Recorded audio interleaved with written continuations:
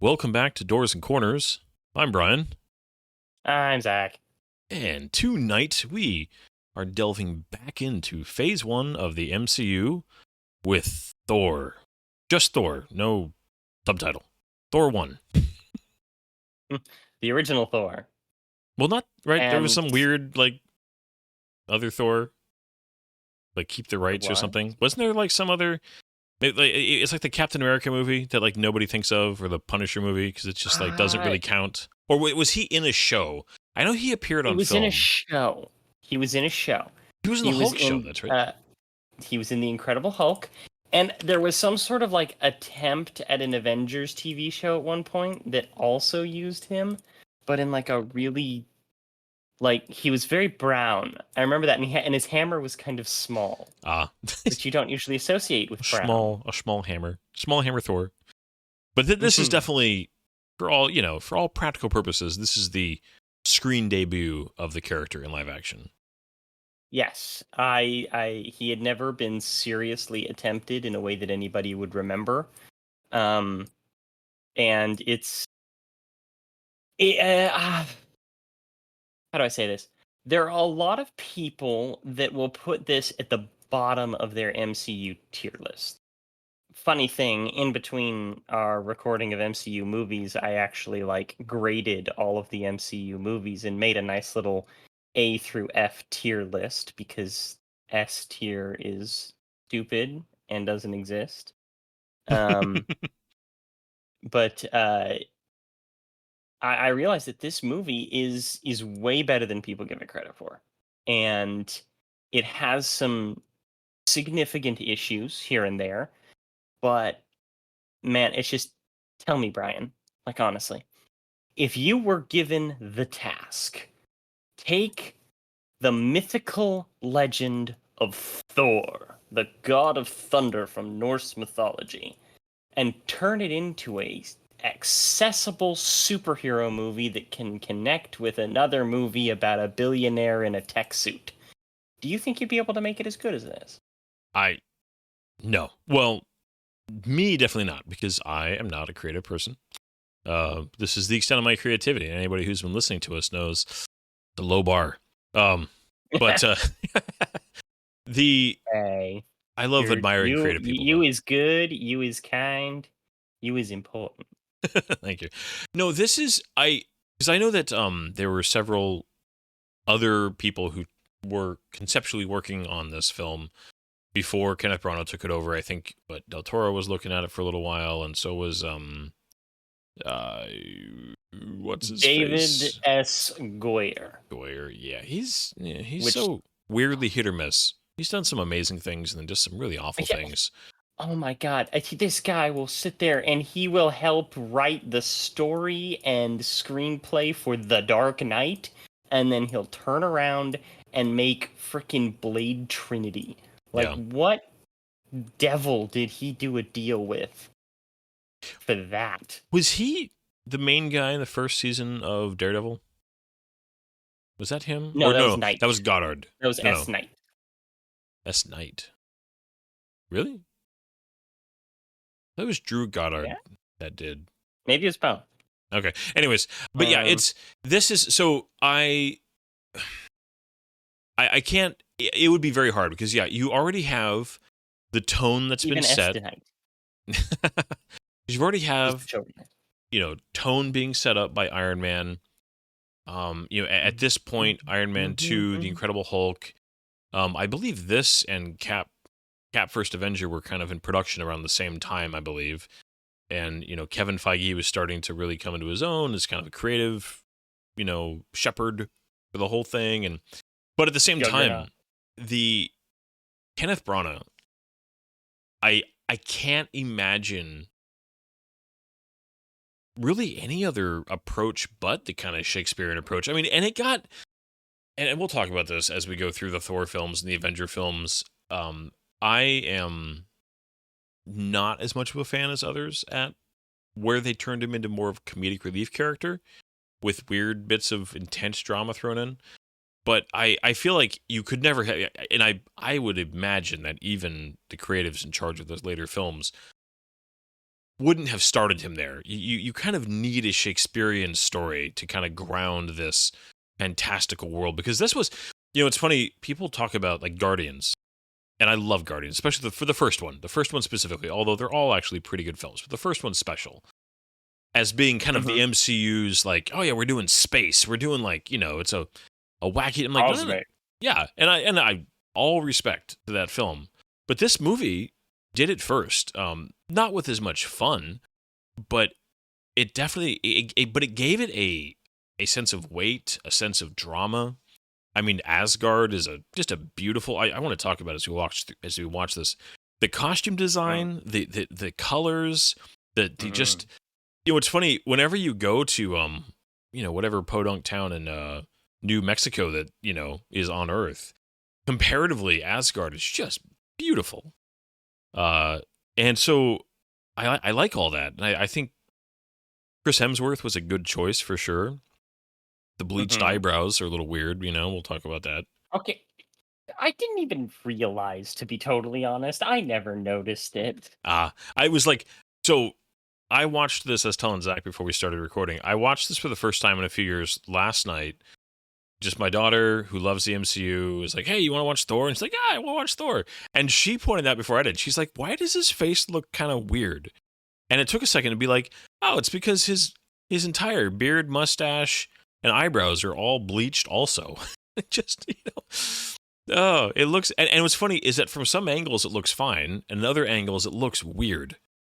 So it's I don't love every creative choice they made in this film, but gosh, what a task! And for as much as I was looking at your list. You put this as a C plus. I mean, spoiler alert for the end of the film. I think I would probably give this a B minus.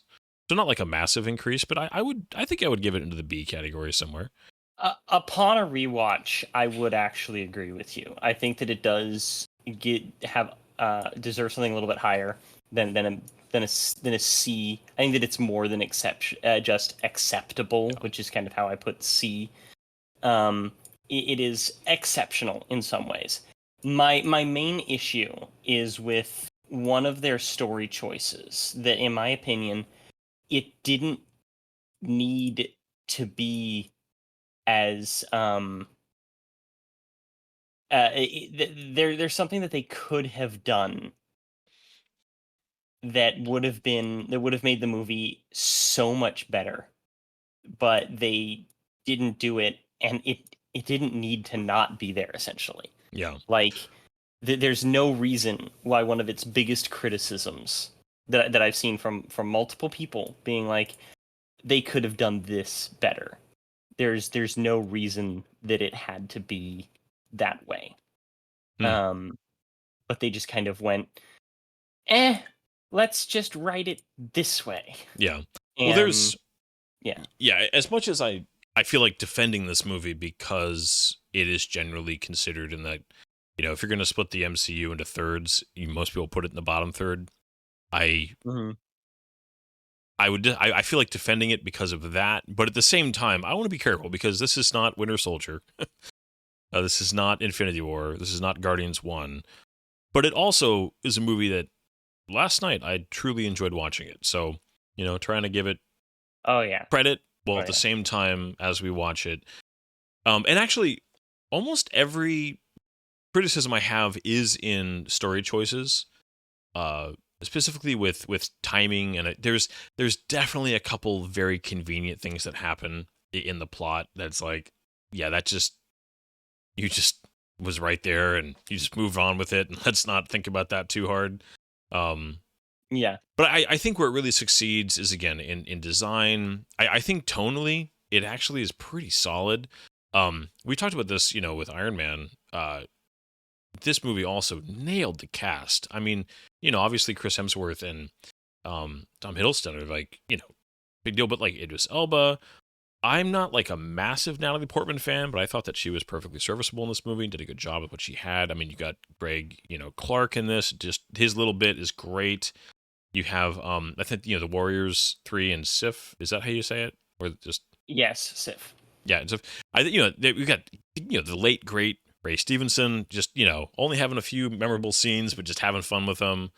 But that's just it. It was memorable. Yeah, it And was. of course, you can't leave out Anthony Yeah, Hopkins. Anthony Hopkins is a legend, and I thought not Thor, Odin had some weight to him, and yeah, just all around. I mean, very small. She got more to do in Dark World, but Renee Russo, his mom coming in. I mean, just had one or two memorable spots, and just again overall. Oh, and we got my brain stopped working. Zach Selwig, the main scientist dude, Oh, Skarsgård. Stellan Skarsgård. Skarsgård. He's amazing in Which, everything. like, I didn't realize how amazing he was until recently. Like, he was always good. You always knew that this guy had weight, but I'd only ever really seen him in comedies or superhero movies. And then, of all things, it was freaking Andor. Mm. Like, if anybody out there hasn't watched Star Wars Andor, it's got some pacing problems, but oh my god, Yeah. it is amazing. And Stellan Skarsgård, as an actor, delivers one of the like single best scenes in a TV show in terms of acting and intensity that I have ever seen. Yeah. And I It's cannot sing that man's praises enough. yeah. Star Wars has had, despite the cheesiness in it, which part of it I love, but it's had some amazing actors in it. But he gave some of the best performances in any Star Wars ever in Andor. I mean, hands down. I genuinely think he may do the single best acting job in any Star Wars piece ever. I'm not going to absolutely swear to that, Yeah. I mean, but I think he's up there. it's yeah. I wouldn't. The only person that I immediately would just like that I would even begin to challenge that on, and this is like literally instinctual, is the effortless charm of Harrison Ford at that point in his career is so good. I thought you were going to say Alec Guinness. I love Alec Guinness, but I actually don't find he was great as Obi-Wan, but I've also seen Alec Guinness in Bridge Over River Kwai and some of those, and like Alec Guinness is a phenomenal actor, and I think you could tell that he didn't really know what was going on in Star Wars. But no, I mean, very different He hated type that of. movie so much. You did? No, Alec Guinness. He Oh. hated Star Wars. Yes, yes. But I was gonna say, very different type of props. But again, the fact that he made it look so easy is part of what makes Harrison Ford great. And so that would be the only one that I would immediately be like, yeah, there was that. But it's such a different type of acting, also. Anyways, Yeah, but very true. the other one for me for Skarsgård Thor. is his performance in Chernobyl was amazing. Okay, I was going to say Chernobyl because for a second I thought you were going to say Dune, which he's great in Dune. He's good in But Dune. oh my god, Chernobyl. Yeah, Dune. He did good with what he had to do, but he didn't honestly get that much to do in Dune. That's true. Kind of float around and look menacing, which he was very menacing, but Yeah, and he did some great floating. He did. But there's, I mean, yeah, I think if I was gonna, I think whenever he pops into the MCU, he's great, and I love to see him. But Chernobyl and Andor are the two big for me, like examples of just, oh my gosh. You And then don't want to see too much of him. Thor: Dark World. yeah. And then small but very very memorable part in Hunt for Red October, which we watched last year. Yeah. Oh, you know what? We've Captain had a lot Tupolev. of Stellan Skarsgård, haven't we? Yeah. Tupolev. You arrogant ass. You've killed us. You've killed us all. But we should get back to Thor. But yeah, I mean, We should get back to Thor. Am I remember because I a lot of later Marvel you're stuff not. I've seen one time. The friend of Jane Foster, the kind of nerdy girl, is she the same one Yes, that of course. continues to pop up multiple times? Like she was in WandaVision and other things. Like Yes, is that the okay, same? Is that her? Yes. Okay. Kat Dennings. She plays the character of Darcy. I love Darcy so much. Like, not even just because she's played by pretty much somebody who encapsulates everything I look for in a woman physically, but she is like so charming and so much fun. Yeah. And they use her so well in certain things like WandaVision and what was the other thing? The What If series. A lot of people give one of the episode that was largely focused on her a lot of flack, which it wasn't a very well made episode, unfortunately, but it was still pretty darn good for what it was. Like, it was still fun. She was always fun, and it was always Kat Dennings coming back. They never had anybody like pretend to be her, Yeah, and she's or very like have to take over the role. yeah, she's very effortlessly funny and kind of nerdy but cute, and she yeah, I honestly I don't think there's like a trying to think of a weak performance in this film. And the only person Um, that I couldn't tell you who played him is the main Frost Giant. If that's any kind of notable actor, I have no idea. Kind of you've seen forgettable. him in a few things. He was in 24. Huh, You're I've talking about seen the all. character of Laufey. Okay. Yeah, I don't even know his Um, name. He's the main. yeah, Yeah. yeah, But you've seen him in things. yeah, but let's go ahead and why don't you give us a rundown because we should definitely start watching this. We got a 2 hour one Yes, tonight. yes, yes, yes, yes, yes, yes. This is. You just had to spoil the time, didn't you? I'm But this is sorry. Thor from 2011, uh number 4. Thor is number 4 in the MCU. Um, 1 hour and 55 minutes long. PG-13, directed by Kenneth Branagh, written by Ashley E. Miller, Zach Stentz, starring, as we all know, Chris Hemsworth, Anthony Hopkins, Natalie Portman, Tom Hiddleston, Stellan Skarsgård, and Kat Dennings. I'll also add in Clark Gregg in there because I like him. He's fun. Oh, he's great. He's great. We also have little side appearances by absolutely wonderful people like Idris Elba, Rene Russo, Jamie Alexander, Josh Dallas, Ray Stevenson, and I'm going to slaughter the pronunciation of this name, Tadanobu Asano. He's the Asian warrior, right? That is correct, of the Warriors 3. So I recognized him this time because Jen and I Mm-hmm. watched this summer on Hulu. We watched the Shogun series. Oh, yes. I don't know if you saw that, but it was phenomenal. Not all of it. And Yes. he was very good in that. It was a weird because he's older now, obviously. I mean, this was 14 years ago, but Mm-hmm. It was. yeah, I mean, and I think all the Warriors they had little moments that were they were fun. I mean, they weren't really well fleshed out characters, but what they got was fun. As much as I love Thor Ragnarok, they definitely deserved better. Yeah, and that's where, well, I'll talk about Yeah, we'll Tycho talk about that later. when we get there. Yeah. All right. As Ready? usual, Ready? Ready? we highly encourage you to watch along with us because it will give some much needed context to whatever ramblings we come up with over the next 2 hours. So, Mm-hmm, mm-hmm, mm-hmm. gonna hit that play button in 3, 2, 1, go. Hey. Dude, okay, freaking Hooray! Kenneth Branagh, okay? Yeah, Directing Thor. Like, what the heck? For those of you who don't know, Kenneth Branagh is most famous for Shakespeare. he's That's what the he does. thespian. He's the thespian. Like, my introduction to Kenneth Branagh was Henry V. My dad loved Henry V, and I love Henry V, mostly because of Kenneth Branagh's performance. Yeah, His St. Crispin's Day rendition speech. of the St. Crispin's Day speech is the best I've ever seen it, and I've seen that play like 4 times.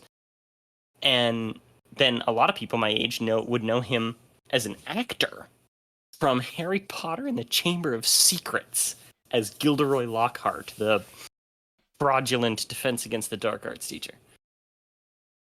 Yeah. So we immediately here, as we're introduced to Jane Foster and her little science team, we're something we'll talk about a few times in this movie. Everything's shot at what are known as Dutch angles. It's never straight. The actors' faces are always at a slight angle to the bottom of the screen, but not all the time. There are some straightforward Yeah, not shots. all the time. This isn't Battlefield Earth where it's every single shot. But like this opening, it's so obvious when you look for it. That it's all a little bit off, but it does give it visually when you're just shooting somebody looking at something. It does add just a little bit of nuance and interest in the frame. Mm-hmm. Supposedly, it had something to do with, what was it called? Like, comic book panels. You said? Yeah. Like So flipping pages. I read that he said in an interview, he in his mind was thinking about when you turn the pages on a comic book or a book, that the pictures will always be at a slight angle because of just your position and relation to the book itself. And I don't know how accurate that is, but I did read that in 2 or 3 different sources actually that were trying to explain why he made the choice. Yeah. We do One of the have things that I greatly appreciate about this movie. Sorry, Good. what was that? No, go for it. It is not a it doesn't begin with a narration. I have come to believe that if a movie begins with a narration, it's 90% of the time it's going to be terrible. What about an opening Or the scroll? narration is going to be terrible. What was that? What about an opening scroll through space? Oh well, that's unique and classic and lovable. How dare you say anything different? I'm just being a brat.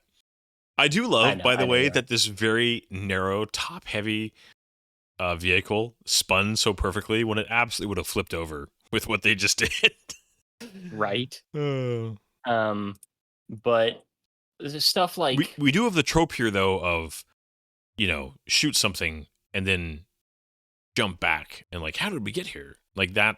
I have I have never had any problem with that. I don't have a problem I've with always it. loved It's stuff like just, that. yeah, but it is definitely, it's been done a lot, I guess, is the only Yeah. kind of It's fair. it's a wee bit tropey Yeah. in some ways, I Now, suppose. I've heard here that isn't this the same town supposedly in Norway where the first Cat movie starts and they are hiding the Tesseract? Oh, more so than that, Brian. All right, hit me. More so than that. This appears, this town appears in no less than 5 Marvel movies. It's in this one here, where they've got all of these copy and pasted soldiers with their nice little magic box. It's in Captain America. It's the town where the Red Skull finds the Tesseract. It is also in, it's in Thor Ragnarok. It's the little town right near where Odin dies in Norway. It is in Endgame, where the Asgardians have settled. This is the town where the Asgardians settled in Ragnarok that was then a major part of the movie Thor Love and Thunder. Okay. I didn't realize that It was is all the same. all the same place. All of it. So did Norway just like gift some land to the Asgardians, I'm guessing? Yeah. Well, the Asgardians coming down to stay on Earth isn't a new thing. It's actually something I was going to reference in here, is that at one point there was a Ragnarok-like event, and Thor saved Asgard by teleporting a large section of the city into New Mexico, which is actually the reason why they chose to use New Mexico in this movie. Hmm. And there was this whole thing where they're just like, it's on American land. It's like, no, it's hovering 60 feet above it. It's American So yeah, it's airspace? just, yeah, right. But it's this whole thing, I it Okay, does have this narration. It's yeah. exposition, you know.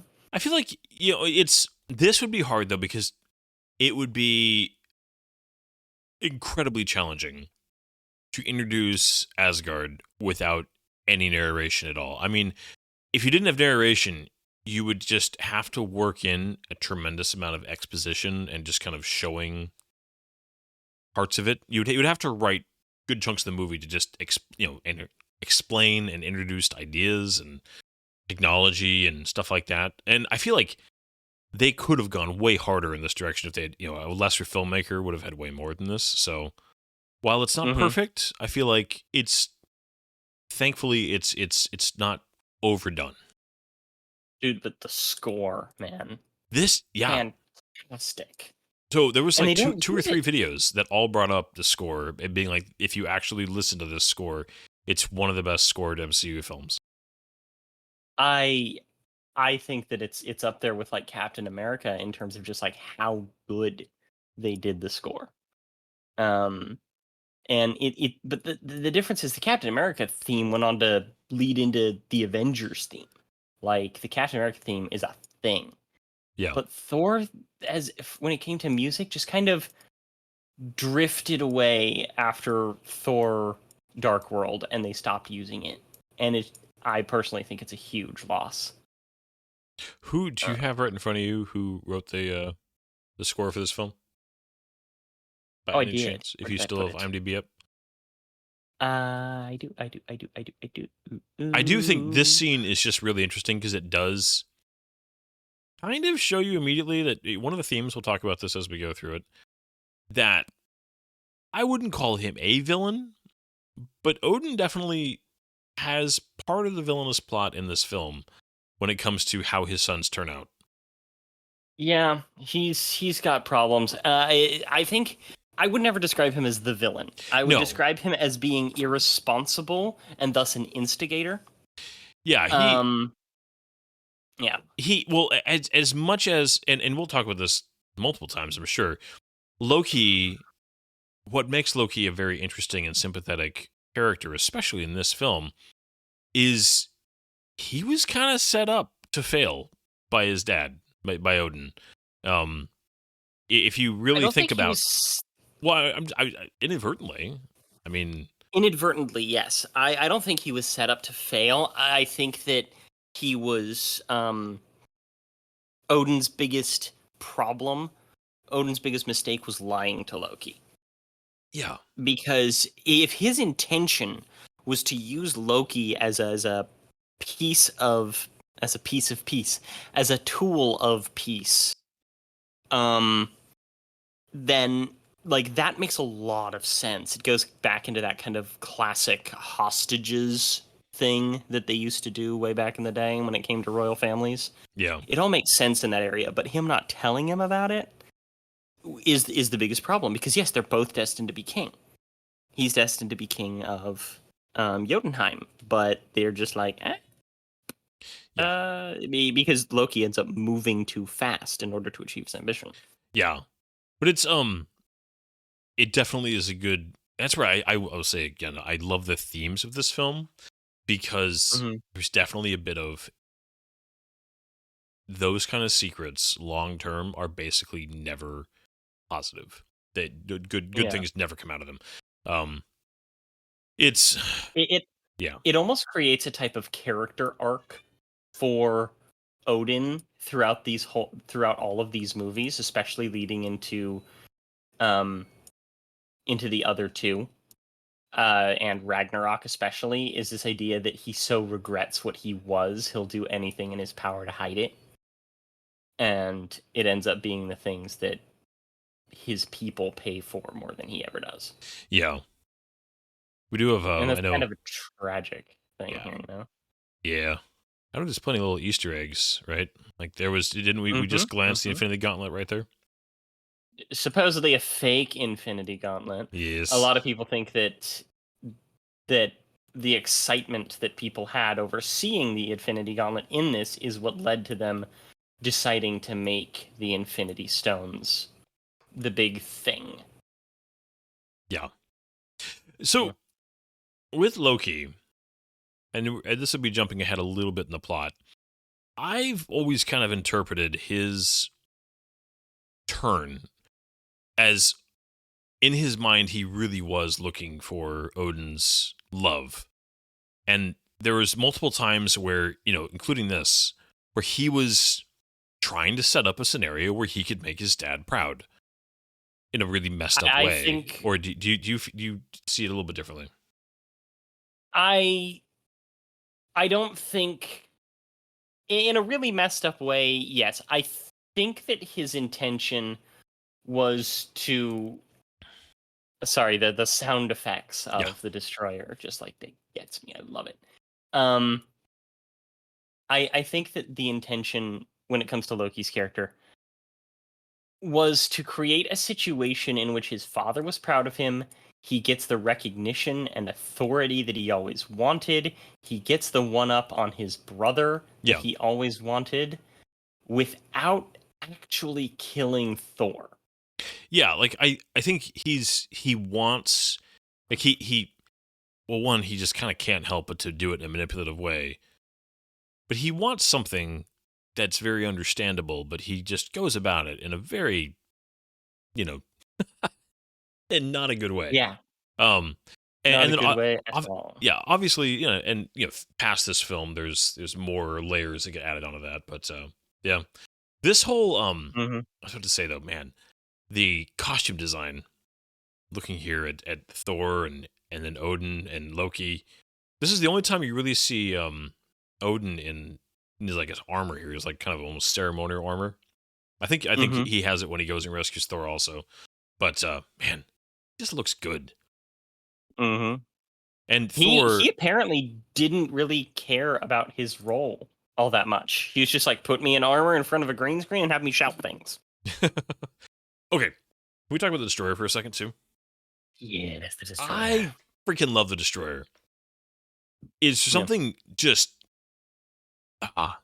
like I want it back somehow because it's the closest outside of the Winter Soldier in that film that Marvel's ever come to like a Terminator. Yeah. And it was just I like the design, I like the sound, the way it moves, it has like weight to it. The Yeah. mechanical nature of it, how like, the special effects for it genuinely good. And Agree. anyways, just love the Destroyer. I do think the fight itself when it happens, there's one or two things I would have tweaked, but from a design point of view, I love it. Yes, I feel very similarly. I think that the destroyer was awesome, is really cool. They bring elements of it back in the first Avengers movie, which actually also carries over to the Agents of Shield TV show briefly. Mm, Um and I don't know, I think it's great. yeah. Um and I love the sound effects especially. Okay, I do you know because I'm guessing you know why did he get replaced with Zachary Levi? Um, was there an issue with this actor, or was I forget his name even the guy who he was Well, playing once upon a time, mustache dude? there was a TV show called Once Upon a Time. Oh, is he? And I knew I saw him in something. He plays Prince Charming, doesn't he? he plays Prince Charming. My daughter has He was watched that unable show to come so back. much. Oh my I'm gosh, so sorry. I've seen more of that show Um, than I ever wanted to see. yeah, I don't think that it's a horrible show. It's not my thing. Um, yeah, I could say many things. But um I didn't care for that show overly much, but I thought that he was very good. I think that he was just fine in this. Yeah. Um, Well, but Zachary Levi was a better choice. However, Zachary Levi also got the short end of the stick because Thor Dark World didn't use them enough. The Warriors 3. I think that the Warriors 3 is one of those things where if they had used them correctly, um I think that they could have had like their own TV show, you know. Of course that wouldn't work in reality now, you know. yeah, but Um you could have but had a Guardians esque movie with Thor and these four characters. Like you had the charisma there. You had great actors doing this. Gosh, I mean, mhm. you could have had a version of Thor: The Dark World that was like them going on an adventure. Yeah. And then we have here one of the things that we missed is that there was such an excellent scene because we were just yammering because that's what we do of Loki being Loki Oh yeah, in his Lokiest.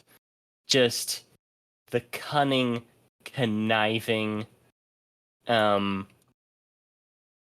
manipulative, yeah. mischievous, genius little character as he slowly just winds Thor around his finger into into disobeying Odin essentially. Oh yeah. Like he knew what he was doing. And it was great.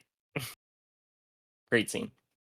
One thing Um that I really enjoy about this film and this whole sequence, them coming out to the Rainbow Bridge and here going to things activating. This was an era where they really took the time to kind of show you, like sitting here and like showing you these sequences and kind of how things work and just slower panning shots and we're sitting here watching this thing spin for a little while and I like that kind of stuff. I've always enjoyed this level of pacing more than what I would call the modern pace of a film. Yeah. I don't know. It's just there's Well, it's just very personal for me. It's totally fine. People who like a little bit faster moving movie, but I enjoy the fact that we're not just run out and all of a sudden they're on Jotunheim. yeah. Plus two, Idris Elba talking. Like the dude can just sit there and read the phone book and he'll sound good. Right. They time of recording, they've recently announced the casting of John Lithgow as Dumbledore in the Harry Potter TV series that's supposed to be coming out on Max. See if that actually happens. And I'm sitting there just like, you know who I would have liked as Dumbledore? Idris Elba. Like, I want that. Um, but yes, I agree. I love the sequence of how like the whole thing works, and you get to see all the mechanisms as they're preparing for this. They get to use that little bit of exposition about the destructive power of the Bifrost, which comes into play a little bit later. And it reminds me kind of like the Iron Man suiting up scene, Yeah. and how they kind of hook that a little further. Um, Well, like giving it but time to like, they're introducing things. I mean, and that definitely was. You'll see this in all of Phase One, right? There's just mhm. more of a sense of like, let's just show you guys more about this. Let's let you sit back and enjoy. This is how Asgard works. This is how Tony's his armor works. And when we get to Cap next week, I mean, there's just more of that. And I feel like it's because introductions in Phase One were important, and we're Yeah, they still needed to happen a little bit more gradually. yeah. And I appreciated it. I still do. Going back to it, I appreciate it. I Yeah. will say, Jotunheim, Eh, this place looks mhm. like just it. A video game? It's as much as it's very visually dynamic in a way. You got a lot of stuff going on. It also has that everything's kind of got this blue tint to it. Yeah, it does. It looks exactly Like, right. I It looks always like a video game loved level. that scene. I always loved that scene right there with it showed kind of the opening to this palace. But this is actually Jotunheim and the Frost Giants are actually one of my big criticisms in this movie. Um, they they should have done so much more with this scene. I want to see. I get that there's budget constraints. Um, I believe Zach is sneezing. I am so sorry, The eyes but are I the eyes are wanted to. effective. The eyes are effective. I wanted to see them have a little bit more variation. I wanted them to look a little bit different from one another and be able to tell the difference between them. And just a little bit more color, a little bit less of just this gray and blue, gray, blue, gray, blue, gray, blue. Um, but yeah, it's I also feel that's like the fact that they're giants, depending on how it's shot, sometimes it's obvious that they're, very large and tall, and other times you can barely tell, depending on how it's being shot. yeah. Well, the giants of Norse mythology, because Norse mythology, I don't know as much about Norse mythology as I do about like Greek and Egyptian mythology. Um, but Norse mythology, giant didn't necessarily mean big and tall. It was a race, and there were some of them that were huge, but some of them were also like snakes, and some of them looked like normal people. Funny thing, this is supposed to be Laufey, okay? Um, Loki is Loki Laufey's son, or son of Laufey. Laufey is a female in mythology. And they changed Laufey to a male in this for kind of no real reason other than like, oh, it's a king. Make it a queen. I don't understand. Um, This was funny a thing. This was pointed out to me. well, What? I was just gonna say right there though, they they do introduce you to Thor's his flaws very effectively in this Mm. scene. This is not the best action scene as far as just perfectly putting together a structured action scene. I mean, it's not bad by any Uh-huh. means, but it does at least portray. It teaches you about Thor, and I like a good action scene should also advance the story and tell you about character. This does effectively Yeah, do that. it does. In fact, I think that this is a very important and powerful introductory fight because it does a number of things. It introduces you to Thor really well. It introduces you to the Warriors 3 in kind of a fun way and what they do. It introduces the Frost Giants as a genuine threat. It introduces you to the power of Mjolnir. It also shows you that Loki is not in any way a slouch in terms of combat. Yeah. He's not weak. Like they make him use like trickery and stuff like that, which is great. Like this right here. Yeah. Whoop. I Yeah. mean, what was that guy's plan anyway? Yeah, I don't know. But funny thing, going back, that frost giant, okay? You know, run on home, little princess. In theory, that frost giant and his desire to taunt is responsible for everything that happens in the subsequent MCU. If he hadn't done that, Thor wouldn't have attacked. If Thor hadn't attacked, this wouldn't have happened, which means that he wouldn't have been banished in the same way. Which means that the humans would never break out the whole like phase 2 thing in the Avengers of researching new weaponry that brings the attention of the more cosmic universe. It doesn't bring Loki's attention to Earth. And yada yada yada. Like Thor's appearance on Earth is the catalyst of everything kind of expansion outward of the MCU. And you kind of trace it all back to one snot-nosed frost giant. Oh yeah. Well, this is a big part of. Oh my gosh, Fury talks about. Quite literally in Avengers, and hey, this is escalation. We now have threats from other planets we have to take into account when it comes to planning for. Yeah, you're right. And I think that's one of the strengths though of phase 1 and phase 2, that there was that genuine, like, there's an escalation, a tit for tat that was continuing to happen, and it wasn't always done perfectly. Yeah. But it's kind of like Iron Man's, his armor was always, answering a problem that he had to, Yeah. and the same thing with, Shield in a lot of ways in the early MCU is, about responding to these real things. And then, one thing I'll say though, to criticize the exact point I was just making, is that Thor, this isn't a perfect, ooh, that was a rough effect there, by the way. The way the depth perception happened there. They do get caught in a little bit of a loop with Thor, where I feel like they kind of just having him learn the same lesson, going through the same character growth over and over again. Okay, yes, this is one of my biggest criticisms of the entire character. Continue. Yeah, and so I actually want to talk about that in more detail later when we get closer to his turn in the film, because I think that's a point of like, it works, but it also has some real problems, mostly with if you actually pay attention to the timeline. But okay. Anyways, go ahead. There's a really funny detail here in just a minute. It really looked like Superman there for a second. It in. It's a red cape. He's flying. It's a thing. Yeah, it's flying. Ooh, that's a rough kill right there. Love that his cape is still perfect. I kind of appreciate that. I mean, he's a god. He is. It's what they do.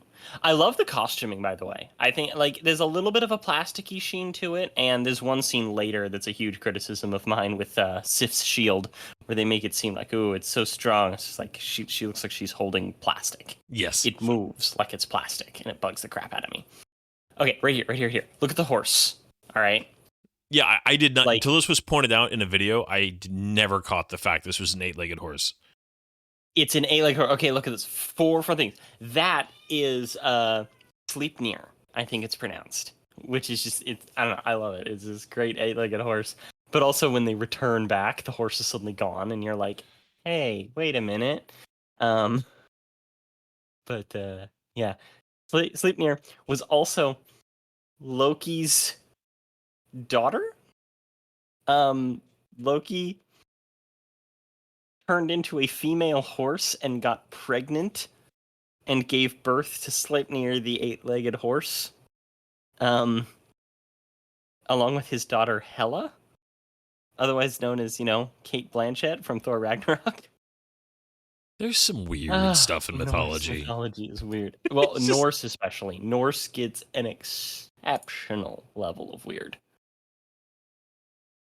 Like earlier, it showed Odin lose his eye to Laufey, and instead, like in Norse mythology, he actually gave up his eye for infinite wisdom. mm. But they gotta have that cool shot of him standing over, in victory, but with the scar, and then of course, they duplicate that with Thor later on. The thing, right? I I love this scene. Um, okay, it took me until subtitles that I realized that he said, "Get him to the healing room." I thought he just said something in another language for years. Um, but yeah, This is like like a legitimately good speech, though, that he's giving here mhm, that like is actually bang on. It's just mhm. that Odin didn't follow this himself when he was younger. Cruel boy. I used that like I believe at, that at this my is a wife when I'm mad at her. yeah, She's like, "You are a vain, greedy fool." but I like She'll call me an old man and a fool. I and this is where like Chris Hemsworth, he's got comedic timing and he's very charming, but I also he does the dramatic beats well, and I genuinely feel like this is a screaming match between a kind of a long time coming, you know father and son just having a moment where they're finally saying things they've thought for many years. Hmm. No, I one of the things about Kenneth Branagh as a director, and you see it. I say there are two specific scenes. There's some a lot of others, but there's two specifics that I always remember are this scene, him yelling and screaming. I almost want to just stop and watch this because the acting is so good. The Yeah. dialogue is really good, but it's also very to the point, easy to follow, and just Kenneth Branagh can make you believe the emotions of his actors really well. Yeah. I also Um, I also appreciate that if you're paying attention to Loki whenever they show him in the background, I genuinely think that he's like going like, "Oh, I did not." He wasn't looking to like get Thor gone. He just wanted Thor to, kind of get a whooping, but not banished. yeah, I don't think Loki was planning this whole thing. I think that he had like a plan. I think it was written to be that way, but it escalates. He decides to take advantage of the Oh yeah. situation presented. He wanted to get Thor in trouble. He wanted to cause some problems. But then he sees Thor's banished. Odin's due for his Odin sleep. And there's something weird about me that I'm just discovering. Yeah. It's like, I can use this, and I can be the king. All I need to do is convince Thor to stay on Earth, so he'll lie about the death of his father. Yeah. But now he needs Odin to really be proud of him and and make him seem like a worthy protector. How does he do that? He's gonna let in some more frost giants, and he's actually going to kill his own biological father in order to show his allegiance to Asgard. And then Odin will love me for it. Oh yeah. And I mean, And that's as it's a good Shakespearean. plan. Well, and that's as Shakespearean as it gets. Also, I mean, that is The biggest problem you've got is that, oh crap, his brother actually learns a lesson. yeah. He's fine. Look, so this is where there's some humor in this movie that's genuine, and I think part of it is actually Natalie Portman's comedic timing is pretty good. Oh yeah, oh yeah. She's just like, and the taser just I mean, The amount of times Thor just gets utterly bodied oh, in his time on Earth is so it great. is good. I mean, you just and the way that he's delivering his dialogue and the very kind of old timey uh dialogue choices, and just like they're all looking at him like, what is this guy's deal? And then there's the hammer in the Oh, yeah. background. Yeah. It's You'd be kind of crazy. yeah. It's like, there's some genuinely funny parts here. Now this is where we get into briefly touch on this, and I'm sure we'll come back to it once or twice. The amount of time that goes by down here on Earth, or the amount of learning that happens, and the amount of This has been said by many people. By no means is this my original criticism, but I do think if you had found a way to structure this story where Thor's time on Earth was longer, it would have been more effective in my mind. Well, congratulations, Brian. You have come across my number one unforgivable criticism of this movie. Yeah. Like I said, There is I've heard it from many people, so I'm not going to no, pretend like, oh, my well, amazing observation. But it's here's definitely a my thing. thing about this. Okay, here's my thing. There's no reason why they couldn't.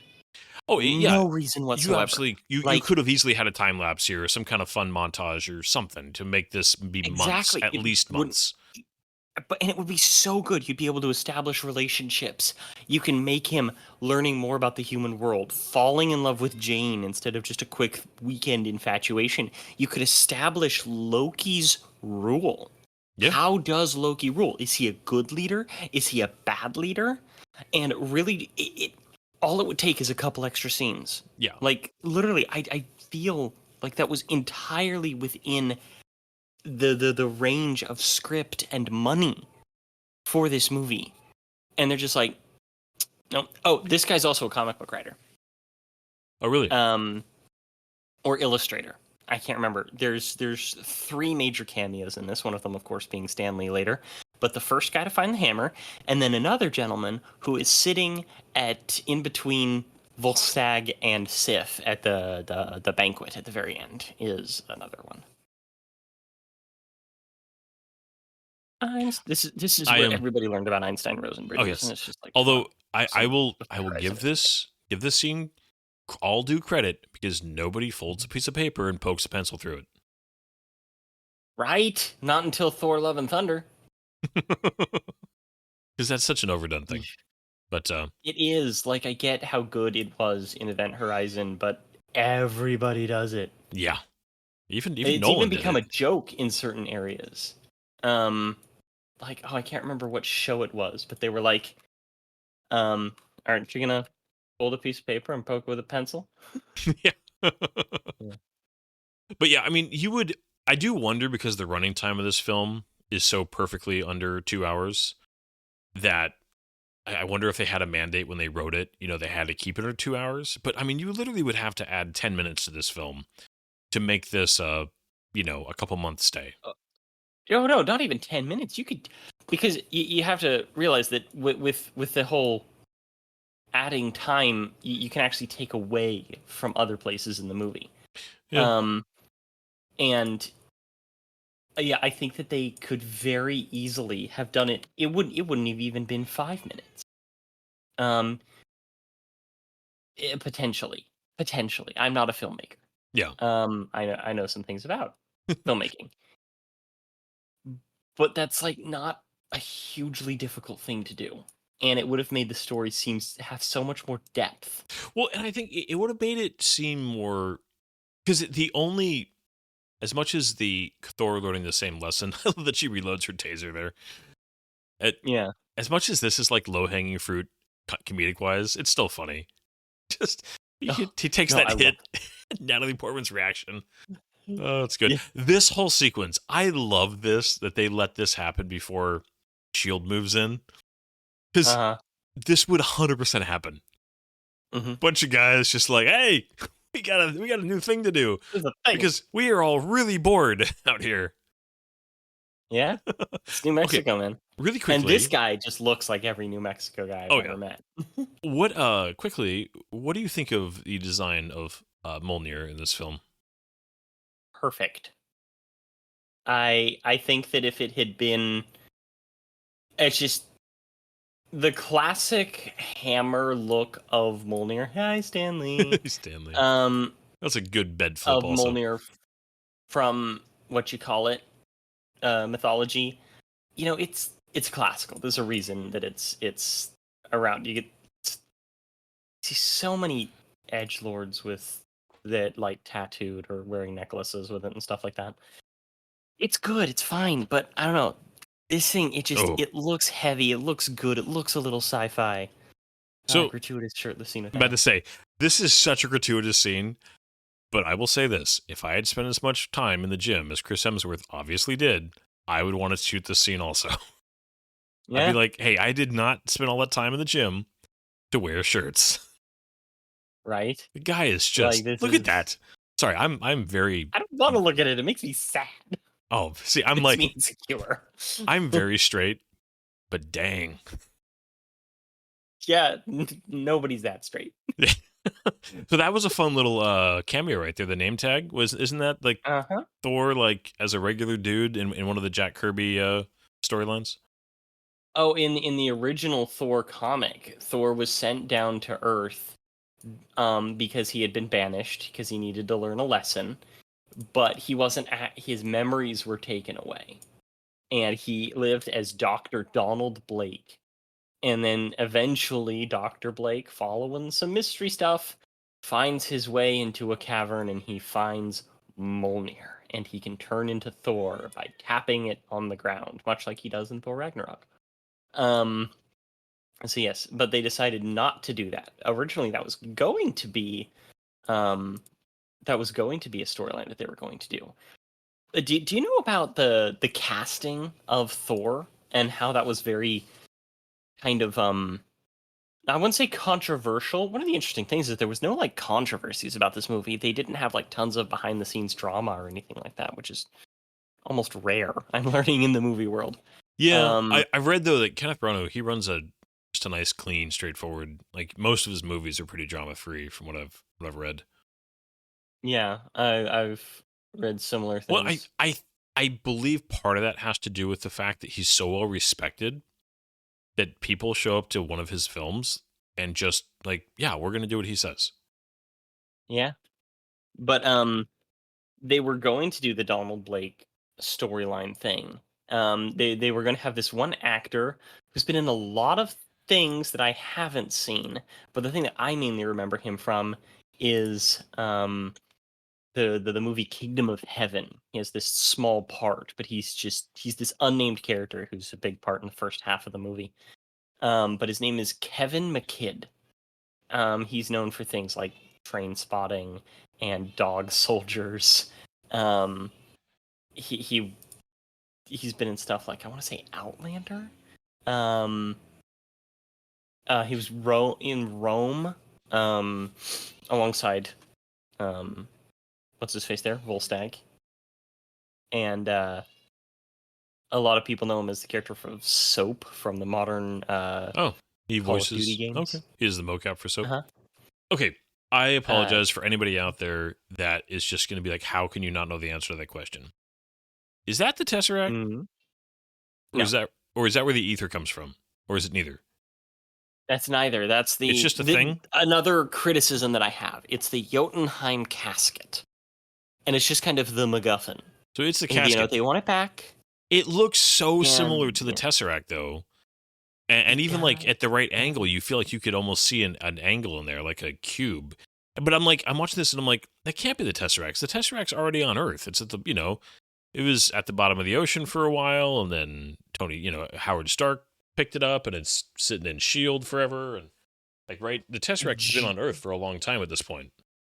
I genuinely believe that they had initially designed it that way with the intention of possibly making it um the Tesseract, tying it in that way.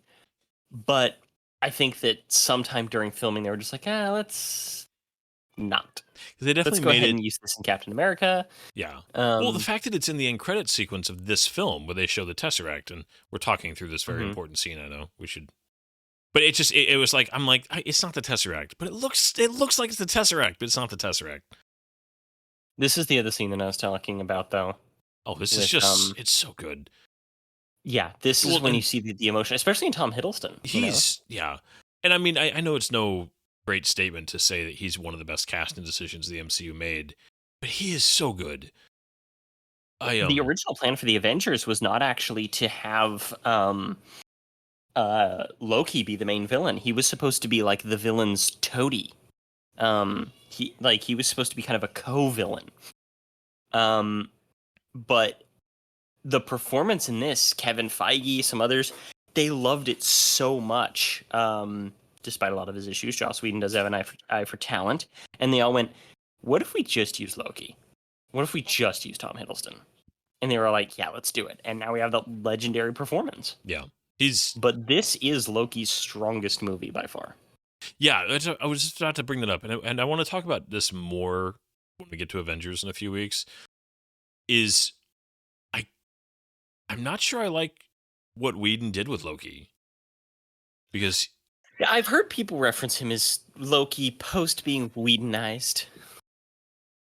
well, because I mean, and the show wasn't perfect, but and actually I think that Loki was very good in Ragnarok. Uh, Mm-hmm. but the show was just such a great way for him to come back around as a character, and Yes. it's just yeah, it's great.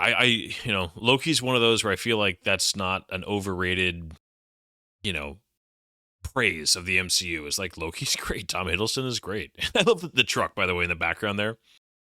Stanley's Yeah, with no truck bed. that drove by with no bed. But yeah, that whole sequence, just screaming at him and Odin, giving the right answer. I just you're my son. I mean, there was no. It was good answers, but it was just too late. It was just way too late. And Mm-hmm. the okay, I as somebody who is not a comic nerd when it comes to this kind of stuff, I do not understand Odin's sleep. What is the deal with that? Can you give me a quick? Well, funny you should bring that up, as Because the in movie all of sure my doesn't explain it. research, I have found that the Odin sleep was entirely made up for this movie. But it's like, okay, then that pisses me off a little bit because it's not explained in this movie. If it really was made for this film, then it's just a convenient plot device. It's apparently supposed to be based on some similar things, but essentially the idea is that Odin would need to like rest and recharge his powers, kind of thing. Like every few years, he needed to go into this deep slumber, and so there's He's an old man some that needs a nap. various references. Yes, he's an old man that needs a nap, but you're talking on god levels.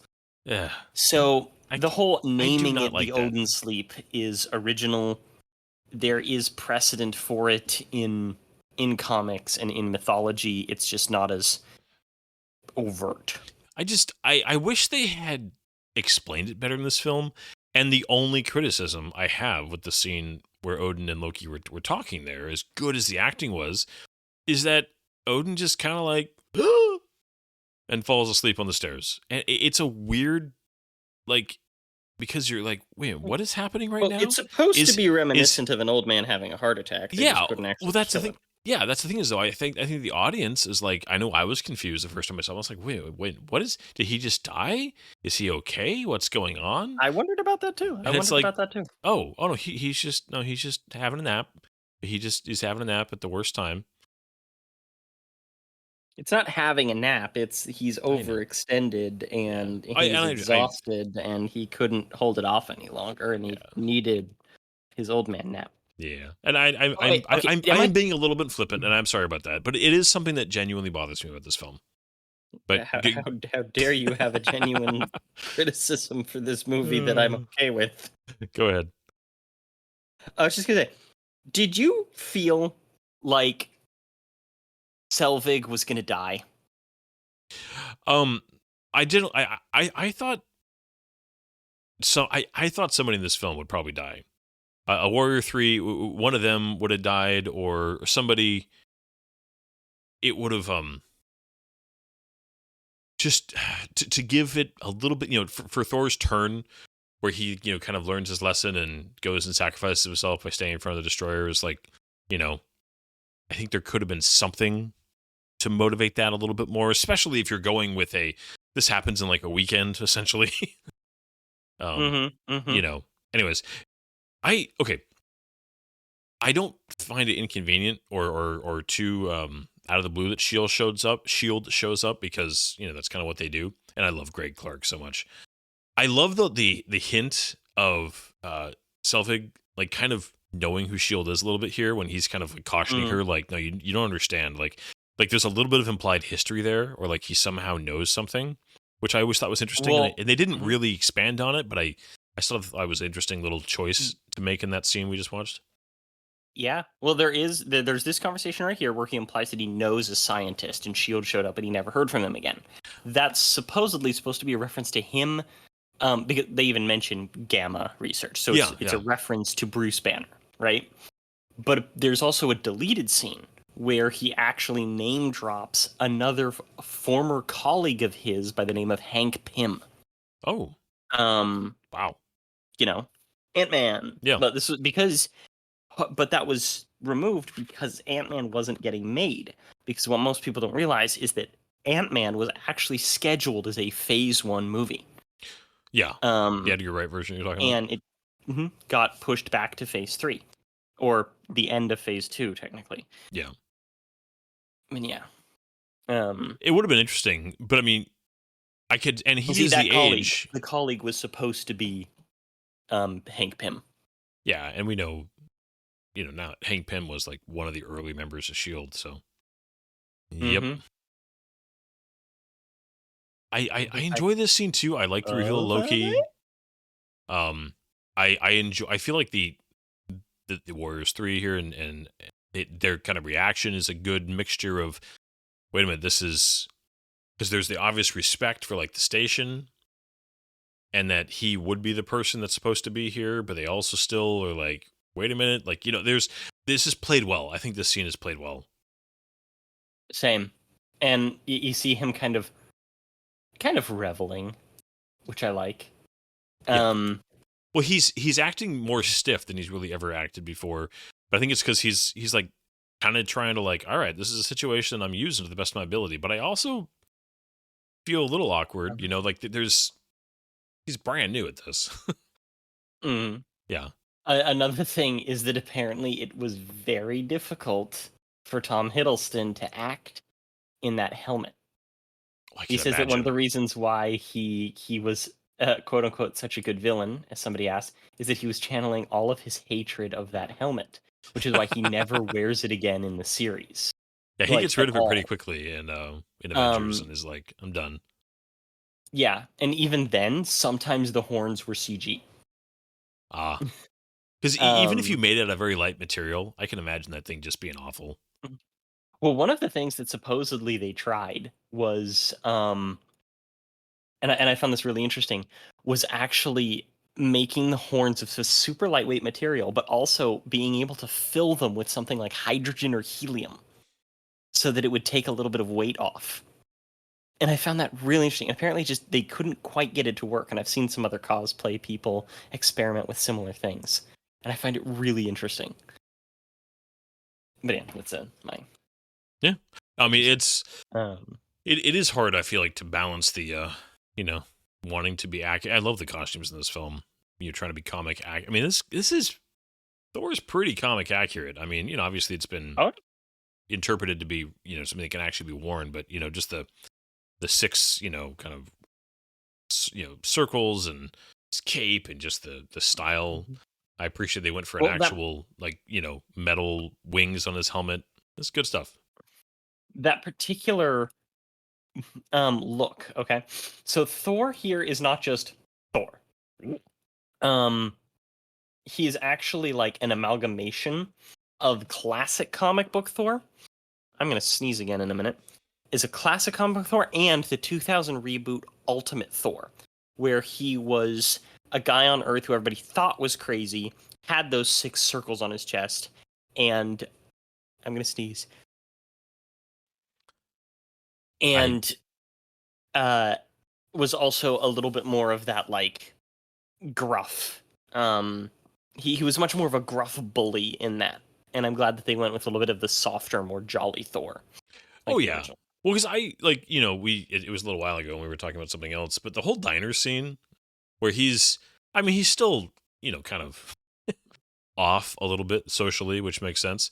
He's not like he's not cruel. He still has his ego a little bit, but he's at this point he still thinks I just got to get to my hammer. Yeah, She like goes off the road there, but he's somebody who I can imagine her actually being enamored with, because if he was just kind of an asshole, for lack of a better ways to put it, it would be weird for her to be kind of enamored with him. It would actually detract from her character. yeah.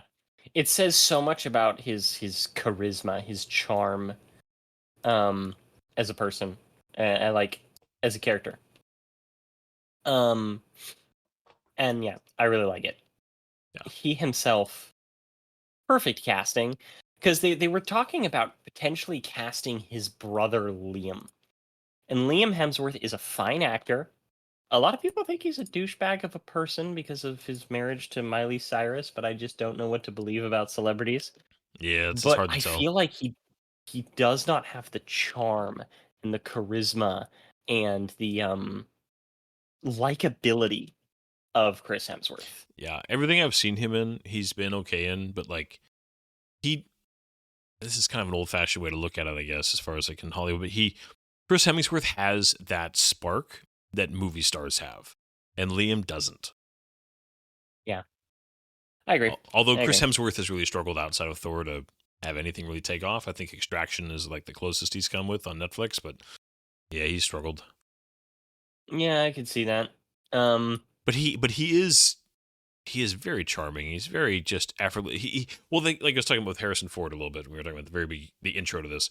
That kind of effortless. Like I make being funny and charming and dashing. I make it look natural and easy. Not everybody can do that. No, Okay, no, the yeah, hamster wheel, the hamster playground design of this thing, I always thought was kind of yeah, just funny. yeah. I mean, I'm Um, not sure. Other than just being visually interesting, I'm not sure what it. Like, why didn't you just I build a building over the top of it really fast? Like, Well, not necessarily. You don't the you have to take into account like regulations, okay? Say you have a building and it's going to be your electronic command center. Say you have a building and it's going to be your quarantine zone for whatever this alien thing is. Say you have a building and that's going to be where some of the people sleep, but you all want them interconnected. You all want them to be able to move from place to place, potentially under a biohazard circumstance. mm, So, you need to have these hallways. They're going to be airtight. This big opening in the middle kind of defeats that purpose.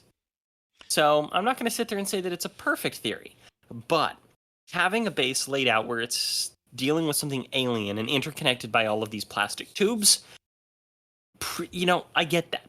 Supposedly it spells something, but I don't know what. mm. No, was I forget his name, but he's the Hydra agent. Was he in Iron Man Agent 2? Sitwell. I don't remember. Was he in Iron Man 2 or was this his debut? No, I do not believe this was actually his debut. I believe that his debut was in a one of those Marvel one shots, the little short films that they Mm. have. That was something interesting happened on the way to Thor's hammer or Well, something I like remember that. because that's the one where Coulson goes superhero in the convenience store, which is really fun, Yes, by the way. And it's anybody should find that on YouTube and watch it. Or I think it's on Disney Plus. I I think you think can it's the watch reason why those. he got Agents of Shield. Yeah. But Agent Sitwell also appeared in Agents of Shield. Um, in fact, they even show the moment when he's dispatched to the Lemurian Star, where everything started in Winter Soldier. Yep. Um, I did exactly what you told me not to. I'm sorry. yeah, I love that. Um, but yeah, Agent Sitwell, he pops up. He's around all through it. I think he might even be in the Avengers, but I can't remember exactly. He might appear in the background. Yeah. Love what we. So, Huh. is the weather supposed to be related somehow to Thor getting close to Mjolnir, or is this just for visual funness? I think it's probably both. I think there's supposed to be a little bit of like Mjolnir knows you're coming and he's getting ready, even though he's going to be like blue balled. Yeah. But this fight scene though is really good. I remember seeing this with my dad, and my dad thought that Chris Hemsworth was just a terrible actor because I remember we were sitting there and he's just like, has this guy done anything else? And I'm like, he was in the 2009 Star Trek. He was Ish. Kirk's dad. And he's like, oh, he can act. Yes. um, Well, and I think yeah, he has some scenes in this film that are genuinely like good. But okay, so we got the Hawkeye there. physicality of this scene, though. Yeah. Oh yeah. No, he's very capable physically. Okay. I Mm-hmm. I love that we get the little bit of Hawkeye introduction in this film. I hate the Mm-hmm. whole he almost grabs the sniper rifle. It's just like, all right, come on. Yeah, it was a little bit too on the nose. Yeah, because Maybe he was just trying to follow orders because he said somebody with a gun. maybe I here though Jeremy Renner, and I think Jeremy Renner is a genuinely great actor. Oh, I love him so But much. just that one little you're gonna send more guys in for him to beat up. It's delivered so well, and this is a good fight. Oh I don't yeah, know who this guy is, but he's a big guy, and there's not a lot of good fights in the mud. You know what I mean? But there is something just yeah, visceral about fighting in the mud. yeah. But no, this is a great little fight, and it kind of shows off like how weak he is, but also just how much he loves a good fight. Oh yeah. Oh, he relishes this. I also appreciate that this is a fight where this would be like the worst circumstances to try to have a fight. But it's not overly flashy. It's just two big guys kind of throwing down. Yeah, like the most flashy thing you have is that big flying chest kick, and it's still fun. Yeah, and Thor, he's somebody who would do that. You know, that in his personality, he'd be like, Mhm. "Watch this." I'm starting to root for this guy. Because Mm. it's just this has what a lot of the Thor movies lack, especially Ragnarok and after, is a visceral and hardcore kind of believable dirty fight. There's one scene in Thor Dark World that I remember being reminiscent of that, where I'm just like, haha, that's a nice just slugfest. Yeah, But um I because wanted more of that feeling. I yes, wanted in the other Thor movies. I well, wanted because him to be a little bit dirty. yeah, well, and he's a brawler. He's not some kung fu guy. He's just a brash brawler kind of big guy. Like that's how he fights. And yeah, I agree. I wish we had more of that and less of it. Gets yeah, the fighting in some of the later films. Like I think his Just fight doesn't feel with the same. I'm about to say I actually think another good example though is I like his fight with Hulk in Avengers quite a bit because it's a similar vibe to what you're describing. Yeah. Well, a lot of his actual like Avengers fighting is pretty good. Yeah, Um they don't use him a lot in things like what was that movie? Age of Ultron, because he's kind of too powerful. He's got that kind of Captain Marvel problem. yeah, But when he gets down and dirty in um like Endgame and such, they do well. yeah. Hey, this whole Yeah. sequence though, the music here is great. You get just that tiny bit of slowdown for a second. I love that the symbol Mhm. comes up there on the hammer a little bit. It's just it sells that this would be s- a moment for Thor that that would the impact of this is real for him to say Mhm. I'm not worthy Seared into his of Mjolnir. existence. Yeah, it's just this is not something that even with all of his ego and brashness, there's no way he would just be able to shrug this off. It's like, oh, no, this is like, and that cutting to his eye there of Idris Elba of just like watching this happen from Asgard. Mhm. It's a great transition. And that music. And S- also, okay. So one of the things I like about this that I like that they kept going with in Ragnarok, one of the things I liked about Ragnarok is color.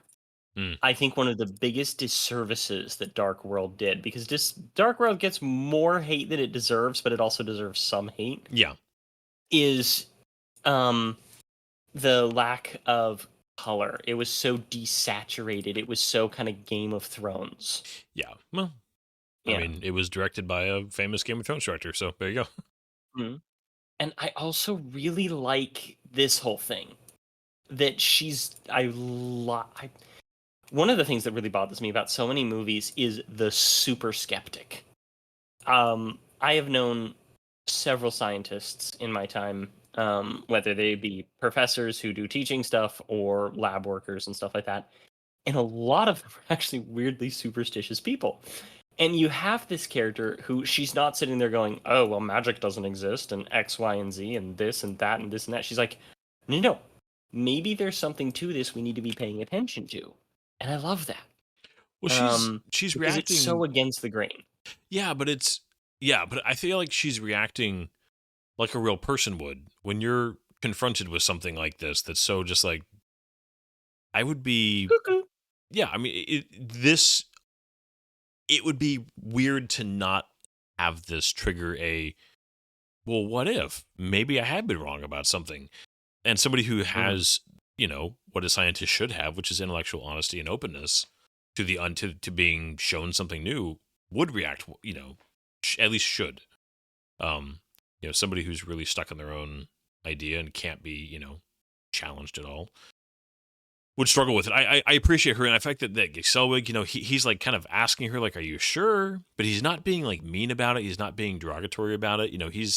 He's open to it, but he's more of a skeptic. But again, but they're friends, and it's a good dynamic. That whole group is a great dynamic. This scene is man, Yeah. this scene is good. Again, this is where I think This Chris yeah. Hemsworth he's acting here like ah, Yeah, because it is that kind of disbelief, and this is the moment where I was just like, "Ah, this is how they're gonna be playing Loki." yeah.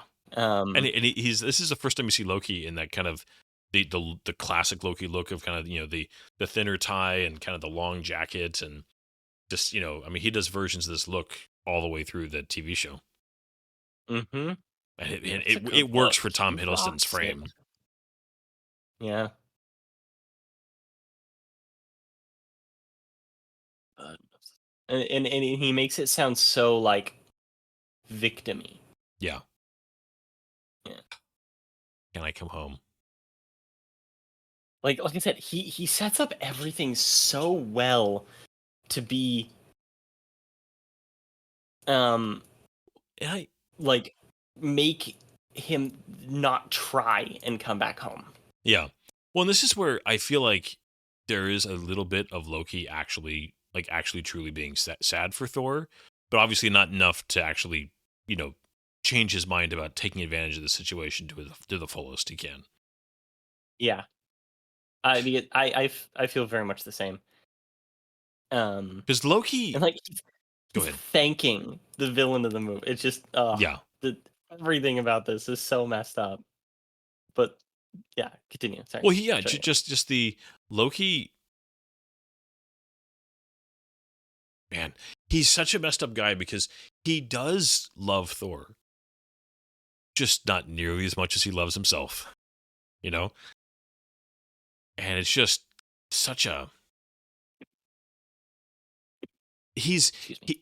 he's a I mean again you'll find hours and hours of content about this. I love that this he tries to lift it, just wants Yeah. to check, but Like, even he can't over even as the king of Asgard right now, he can't overcome yeah. Odin's thing. Yeah, but like Loki is he's a nuanced character. He's a villain who you can understand, even if it's still very villainous. He's a very well written villain. Mhm. And there's a real good reason why he is still so fondly remembered to this day. We got Donald Blake again. Yeah. What did you think of this whole thing? Because I remember thinking it was really stupid at first before kind of the reveal of Coulson's game. Yeah, I remember immediately thinking here because Coulson. I never took it at Coulson as somebody who isn't very aware. He plays that kind of unassuming man who is actually extremely intelligent and has earned his trust from Fury and Shield. He knows what he's doing, Oh, so fun. and so the fact that he looks over and then just it's like yeah Yeah. and he kind of showed it earlier when he held off Hawkeye and he's like no let's let this play out a little bit. I want to see what's going on. Coulson's Yeah. smart enough. I I think think he's smart enough to know trying to control the situation would be a fool's choice here. That right yeah. now it's much more important to learn. Yeah. And I like that. They make everybody in this movie except for Thor like smart, and they don't make overly stupid decisions. I Um, do you think that was just a manipulation right there too of like they'll loosen up if they go get drinks or something. Maybe is a little bit of like. No, I don't think it was meant to be that. I I think think it's it just was meant to be literally funny. just supposed to be like that. He's playing it in type of thing. Ah, Um, I do love, man. Sorry. There's something good about Thor drinking. I mean, it's very Norse. It's very, it's like, yes, we drink lots of beer. yeah, well, that's Uh, something that I'm actually like really shocked to see wasn't in a lot of the follow up movies. Was the was his drinking, his partying. Like I wanted to see Party Thor a little bit more. yeah, Which I mean, given the fact that I just said the words "Party Thor" means that yes, they did give it to us in the show What If. They had this entire episode dedicated to him being I laughed out a loud partier. multiple times in that episode. Um, but it's just I wanted to see him being a little bit more of the party animal of the Avengers. Yeah. Well, I think I mean, there's a reason why one of the best scenes in any of the Avengers movies is where they're all sitting around an Age of Ultron, in the famous hammer scene, but they're also, drinking and just kind of hanging out and having that character interaction. But, Thor Yeah. just, he's letting his hair down a little bit, figuratively, right? And they really needed that. The only other time when you get something even close to that in the Avengers movies is in Endgame when they're doing the planning for the heist. Yeah. And that's when he's an emotional wreck, Um you have to make these movies tight. You have to make it you can't just waste time. But there is that thing about having some of the characters just sit around and be characters that is unfortunately missing from so many things in the Marvel movies. I've done this with I've done this with people in bars, and it is like, wait a minute, we're Yeah, low key competing here. Oh gosh, right. oh, it's fun. I Did I tell you that I have a cat named Loki? Oh yeah, I mean, I know you have a cat named Loki. I'm not sure if the Loki. audience realizes you have a cat named Loki, but I now have they a cat do. named Loki. Yeah. I also have another cat named Bruce and another cat named mascarpone, which is a type of cheese. And I have another cat named Francis, and I have another cat named Harley, Aw. who's a boy cat named after the motorcycles, not Harley Quinn. Hmm.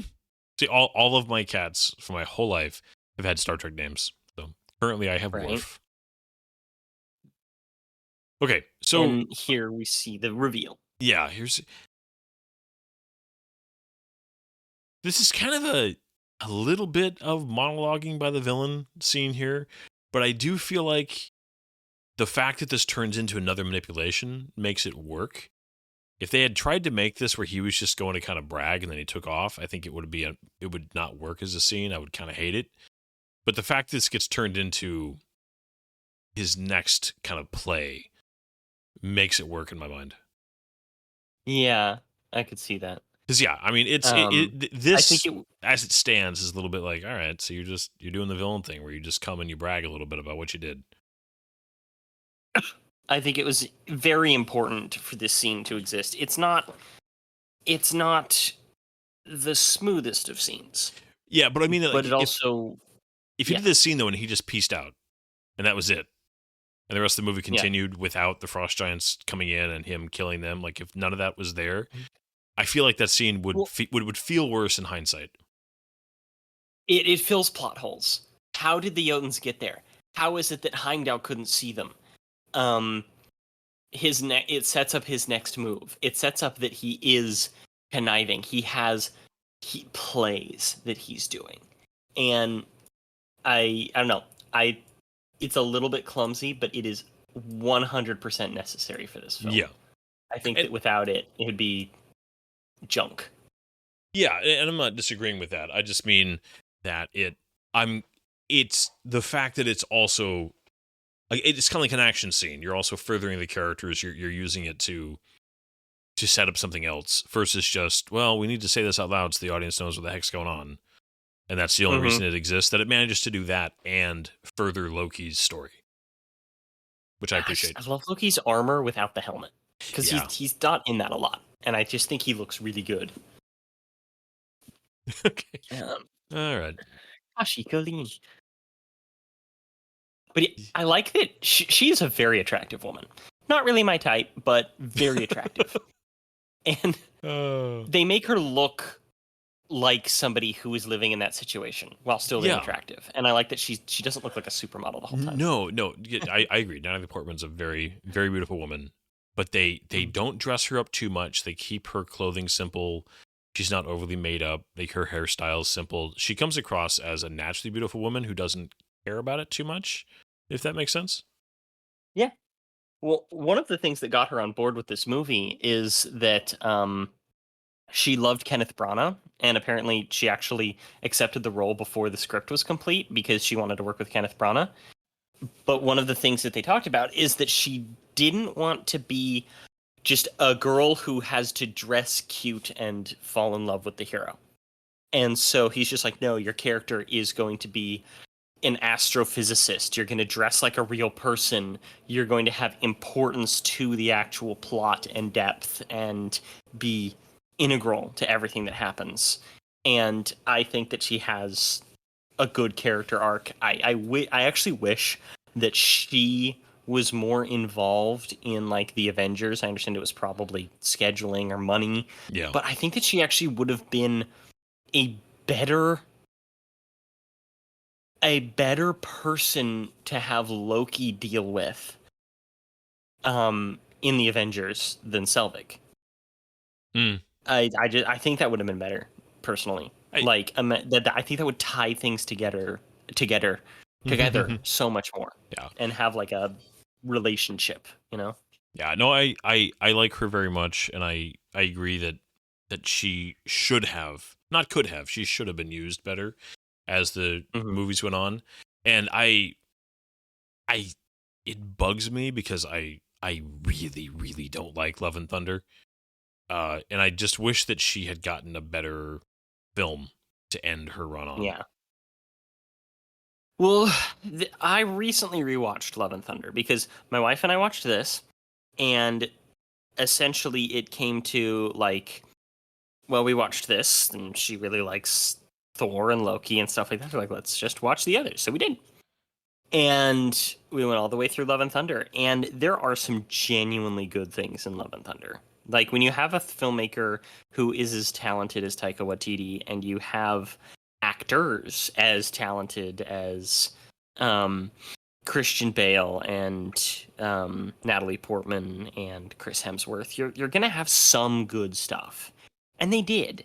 And one of the good things was her whole storyline. Was it handled in a way that I would have wanted to Well, see it handled? No, it she, wasn't. it deserved its own film. I mean, that's in a nutshell my biggest problem, besides some of the humor choices, which is just not my thing, is that Yeah, yeah. there are three films in that movie, and each one of them deserved their own film, especially hers. She needed her own film.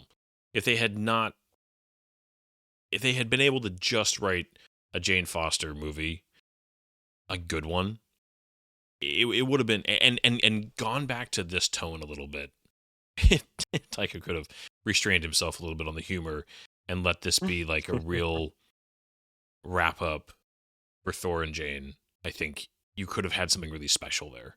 But we're never gonna get that I now. never even considered that. She would have done really well with her own movie. Yeah. Now I feel dumb for not having thought of that. But this scene, I love this scene too, because this is an example, and we have great examples in this film. This is a good movie.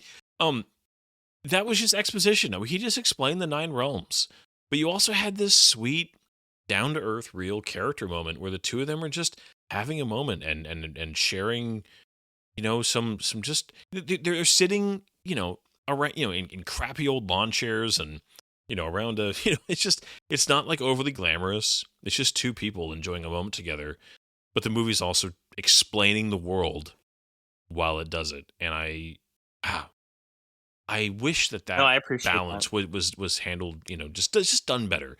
Because it seems like so often it's like you either have character moments or you have exposition dumps, and when you can combine those and just subtly slip them in without the audience knowing I'm being talked to about the world right now, it's so effective. Yeah, I very much agree. Yeah. I love, okay, so Ray Stevenson, his thing with food, he's almost, I mean, I know this has been said by other people, he's like a dwarf. I mean, he's like, He- I wish we could have seen him and John Rhys Davis like play dwarves together. That would have been so epic. That would have been great. I cannot open the bridge deal. The whole like, I'm just gonna walk away and whatever happens, happens. Okay, I feel like this actor playing Thandril is kind of channeling, what's his face? Carrie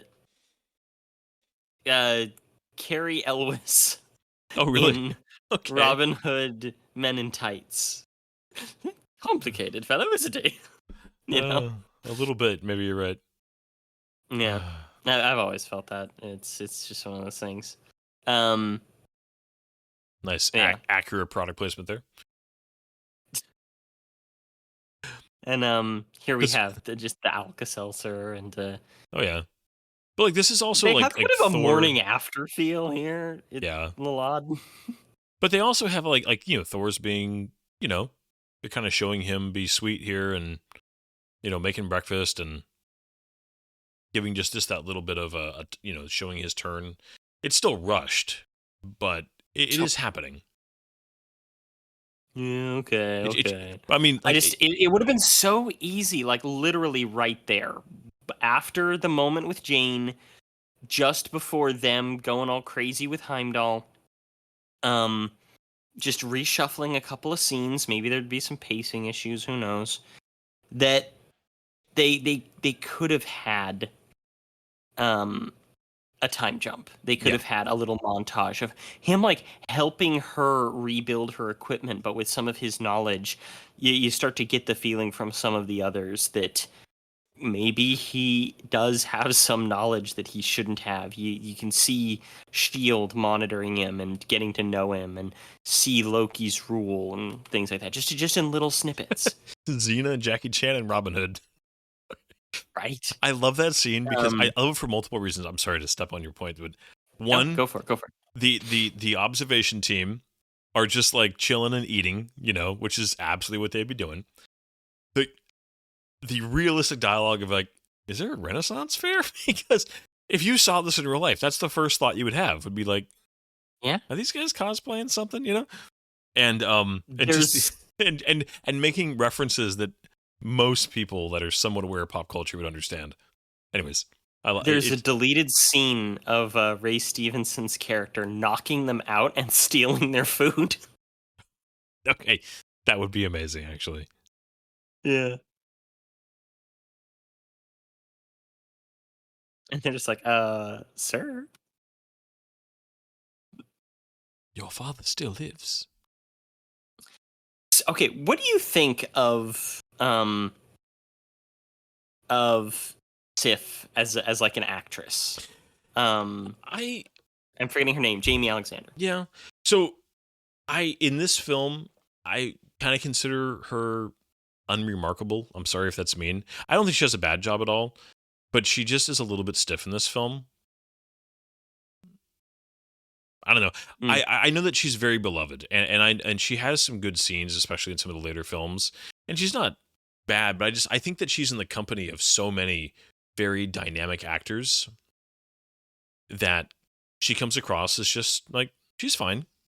I don't know. Is that mean?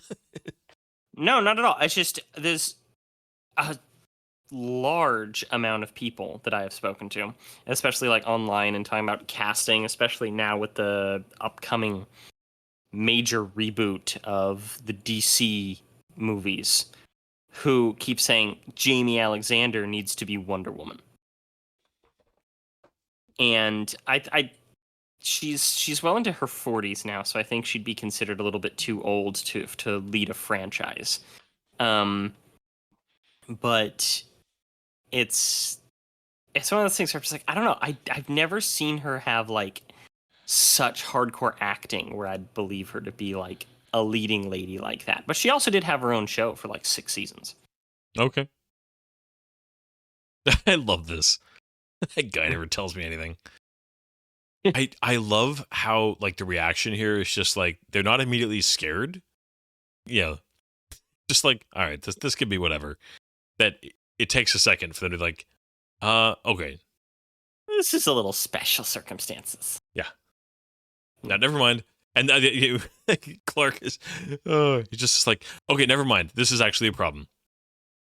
It's a good scene. Yeah, very good. It shows, it has that kind of comic book feel that you want, in that it kind of shows that these are people who deal with these things and they have kind of a thick skin about it, but they're also not stupid. Okay. I don't like. Oh, so this is the way it's lit outside, not on the stage. Her shield is ridiculous. It's tiny. What do you mean?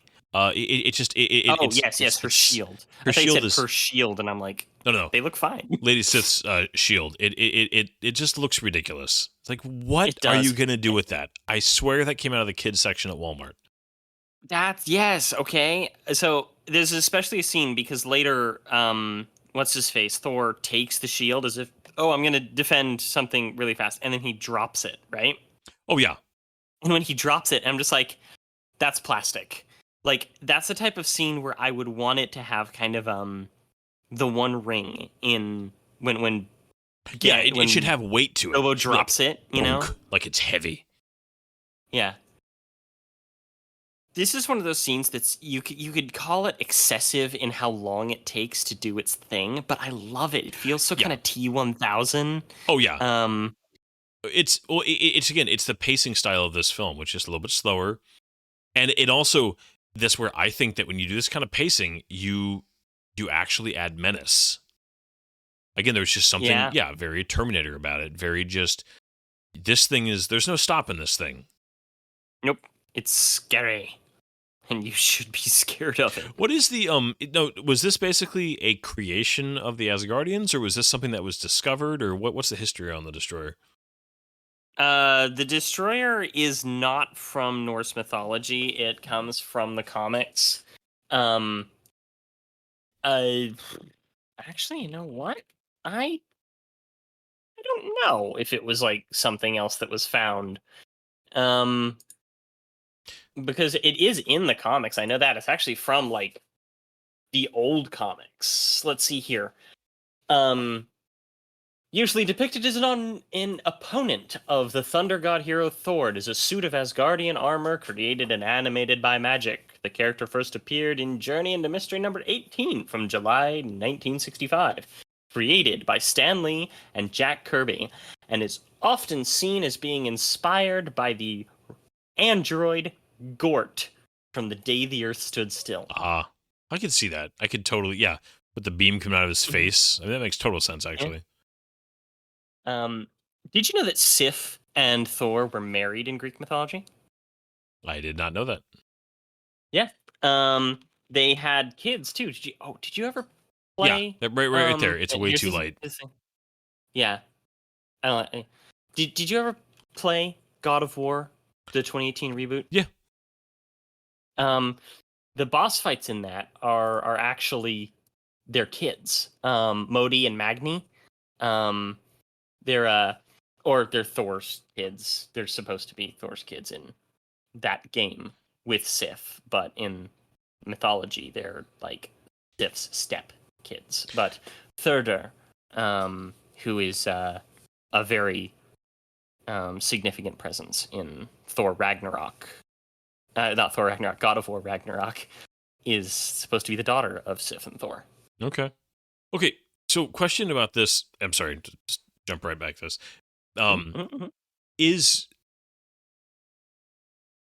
Is there something that was explained as to the Destroyer is here for Thor, that Thor understands that this is here for him, and that if he dies, it'll solve the problem? Because so essentially, what happened here is that because it took me a minute. I wondered this too. I'm like, why is he sending it? But then, if you listen closely, Loki discovered that the Warriors 3 had gone to Earth via Heimdall. And so he knows that they're going to tell him that Odin's alive, which means that Thor is now a threat to his rule.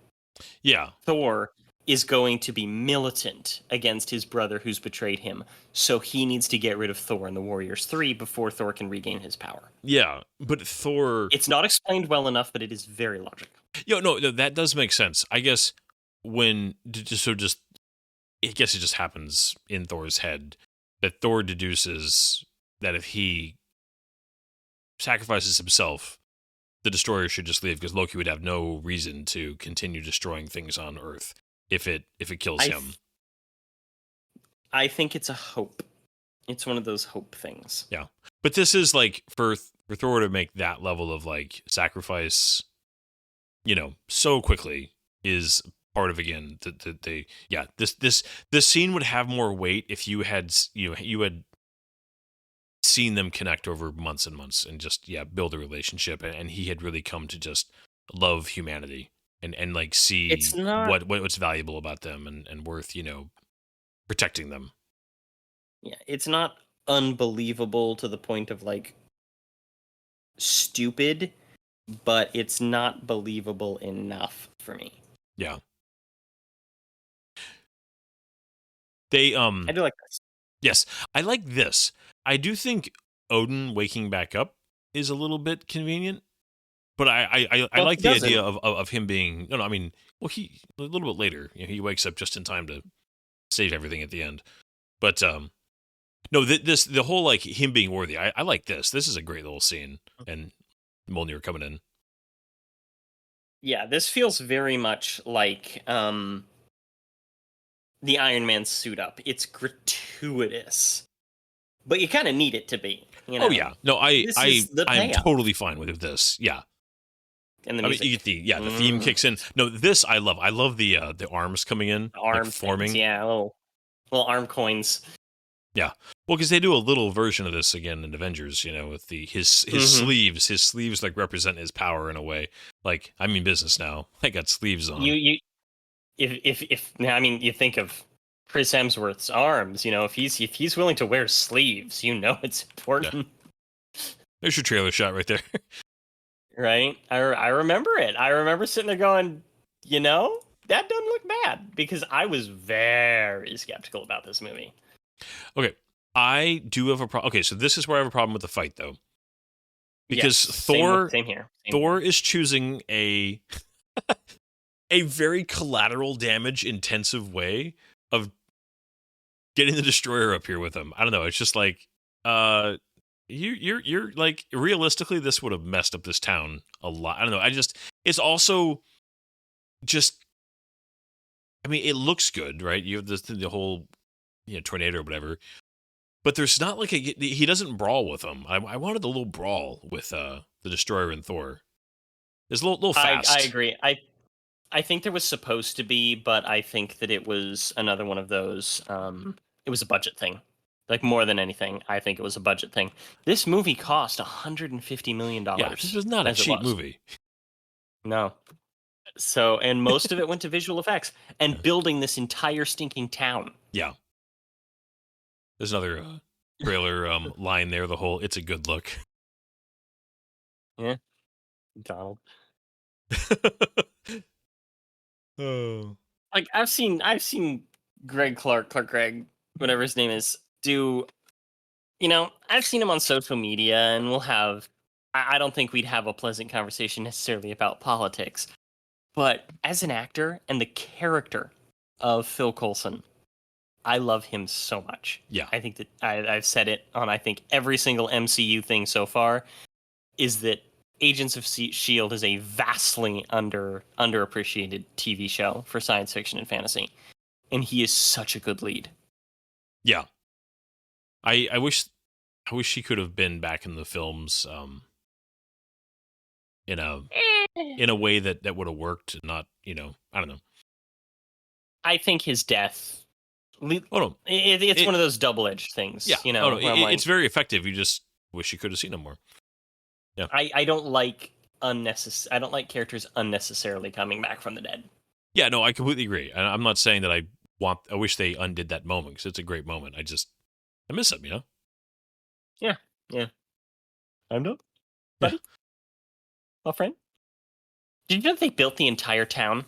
Like, it was an old Western set from movies like Silverado and 3:10 to Yuma. And they built it into this modernish town, and then they destroyed it. They blew up stuff and actually crumbled things. because even though this is fairly CGI heavy in parts, there's a lot more practical effects than you Yeah. would think. You can really tell, I think, when they're in New Mexico that it's mostly practical. It's just very little bit But of CG painted on top of it, and then a lot of even like the Asgard is throne built. room, yeah, the Yeah, throne rooms and everything like that, and the actual Bifrost room, all built. yeah. Oh yeah, no, and it looks good. It does show. Hmm. It's gonna be a I, heck of a thing. Just like, okay, yeah. yeah. I appreciate that. There's the little like he kind of tries to respect her here, and she's like, "Heck no, we're gonna do this." Get some. Um, just imagine that as like a normal person over the course of a weekend. You go from I'm a struggling scientist trying to prove something kind of out of this world to I am now dating a god. Yeah, it would. Like, what is this? A Final Fantasy? It'd feel good. Ah, Hmm. yeah. Whoop. The I vacuum always like that cleaner. effect of them going through the thing, Yeah, the and healing room you again. have a little bit of a yeah. It's a it's kind of it's a mirror, you know. Yeah, Um, it shows him being more Odin-y. And like freaking Freya getting just one-shotted like that. I genuinely believe that's the reason why they gave Rene Russo like kind of a cool fight scene in the second one. Is because yeah. she's just like It, she it sh- wouldn't have gone down from a frost giant pimp slap. yeah, it was. Yeah, it really made her look. But yeah, she's. And I don't know a whole lot about her from the comics, but I know that she's not a pushover. Now, from the comics, let's go ahead and look at the mythology. All Yeah, right. No, the character of Freya was uh like badass. Like this was the goddess of love, fertility, beauty, war, and magic. Like she was no pushover. This is literally like think about that. The goddess of beauty, fertility, love, war, and magic. She is like sex, drugs, and rock and roll. that's a good way of putting it. Like, yeah. No. Just and it's that moment where it's just like, ah crap. Yeah, Thor Yeah. definitely has that like interest though, where he kind of has that like that stance. Just that like Mhm. kind of turned arm out. Just like you do not want to mess with me stance. Like this scene Uh, here, it's symbolism of like the two of them standing across from one another over Odin. yeah, I get what they were doing, but didn't quite work if you couldn't actually see Odin. yeah. It It ended felt up like there just was like a being prop issue, you know? yeah. He's Mhm. riding. But yeah, I'm trying to think here though. Okay, sorry. Oh, for a second there, the Bifrost did look a little bit like a duck, just from right. the Oh my just god, it kind of did. just the angle that it was shot at for a second there. Um, so that staff there is called Gungnir, Gungir. I never pronounce it right. Um, but it's actually something from Norse mythology just as much as it is from Marvel. But it's an equal of Mjolnir in terms of power. It's the Well, staff of kings, yeah, I mean, if it was Odin's primary weapon, I'd totally believe it. the spear of the heavens. I remember getting it in Assassin's Creed Valhalla. Um, mm, But yeah. I like how Mjolnir is used in this. That it Hmm. is used as much as like a shield as it is an offensive weapon. And I Yes. love the moment later where he just sets it on Loki's chest. Like, hold this. Yeah. Well, this whole thing, okay, to the symbolism of a hammer. It is the hammer is considered the weapon of a king because it is used to build as much as it is to destroy. Yeah. And I wish that they had kind of I almost had stepped on that, had explored that a little bit. Um yeah, I don't know. I think that it's a really interesting thing that they could have played with a little bit more. If anybody out there has ever read the Wheel of Time series, they know about the really cool hammer that they end up crafting towards the end of the series that is all about that, like, a weapon to destroy, but as much a weapon to build. And I love that idea in terms of leadership, kingship, and that symbolism. Man, Tom Hiddleston is just acting his ass off right now. Right, I'm like, is this overacting? I can't tell because that tear and everything like that. If he had been doing it hate the beginning all of that fight. yeah.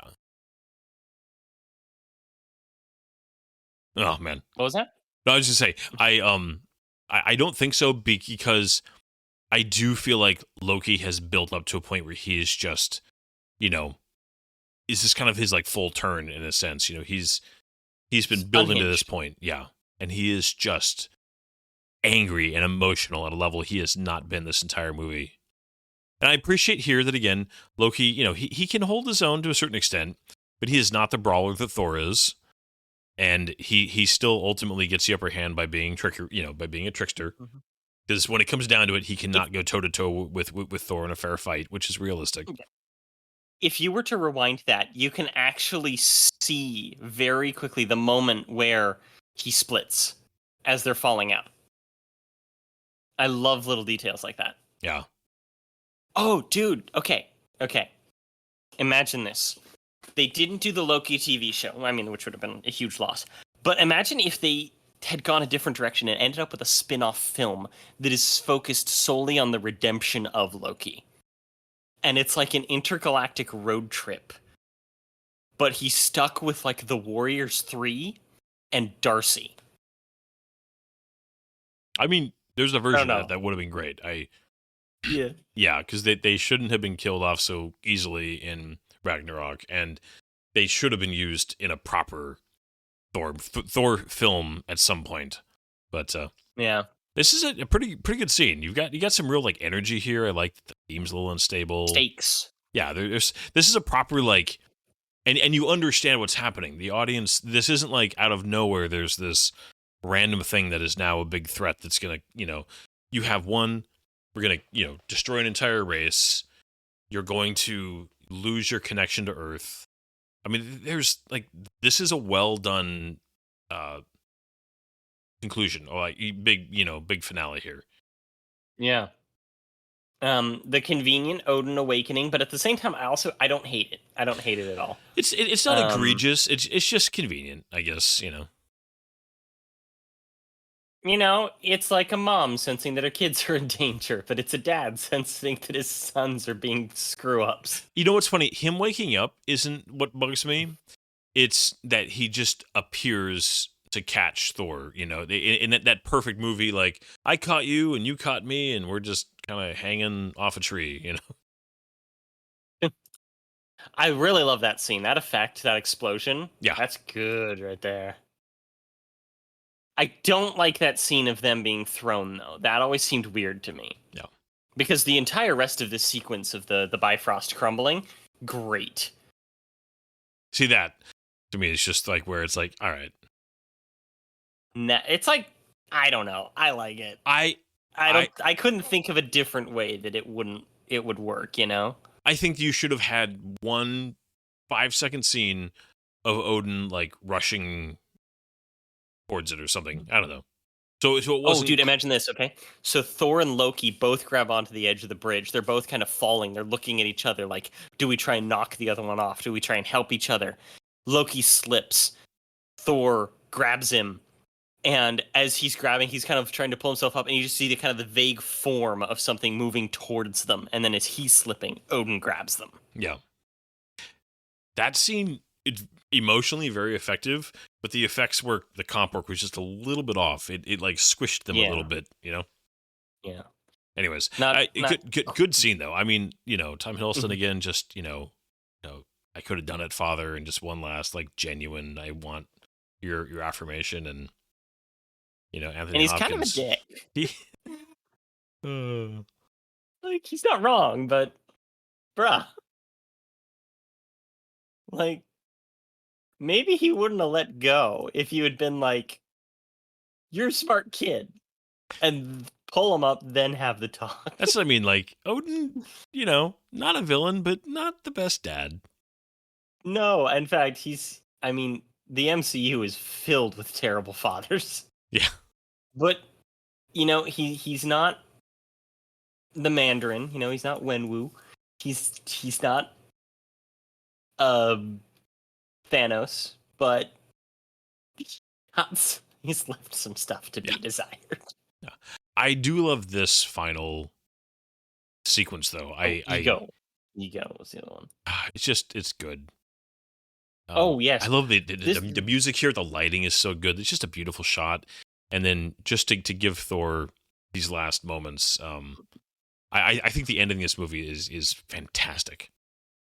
yeah. This year has another one of those writers sitting there with these guys.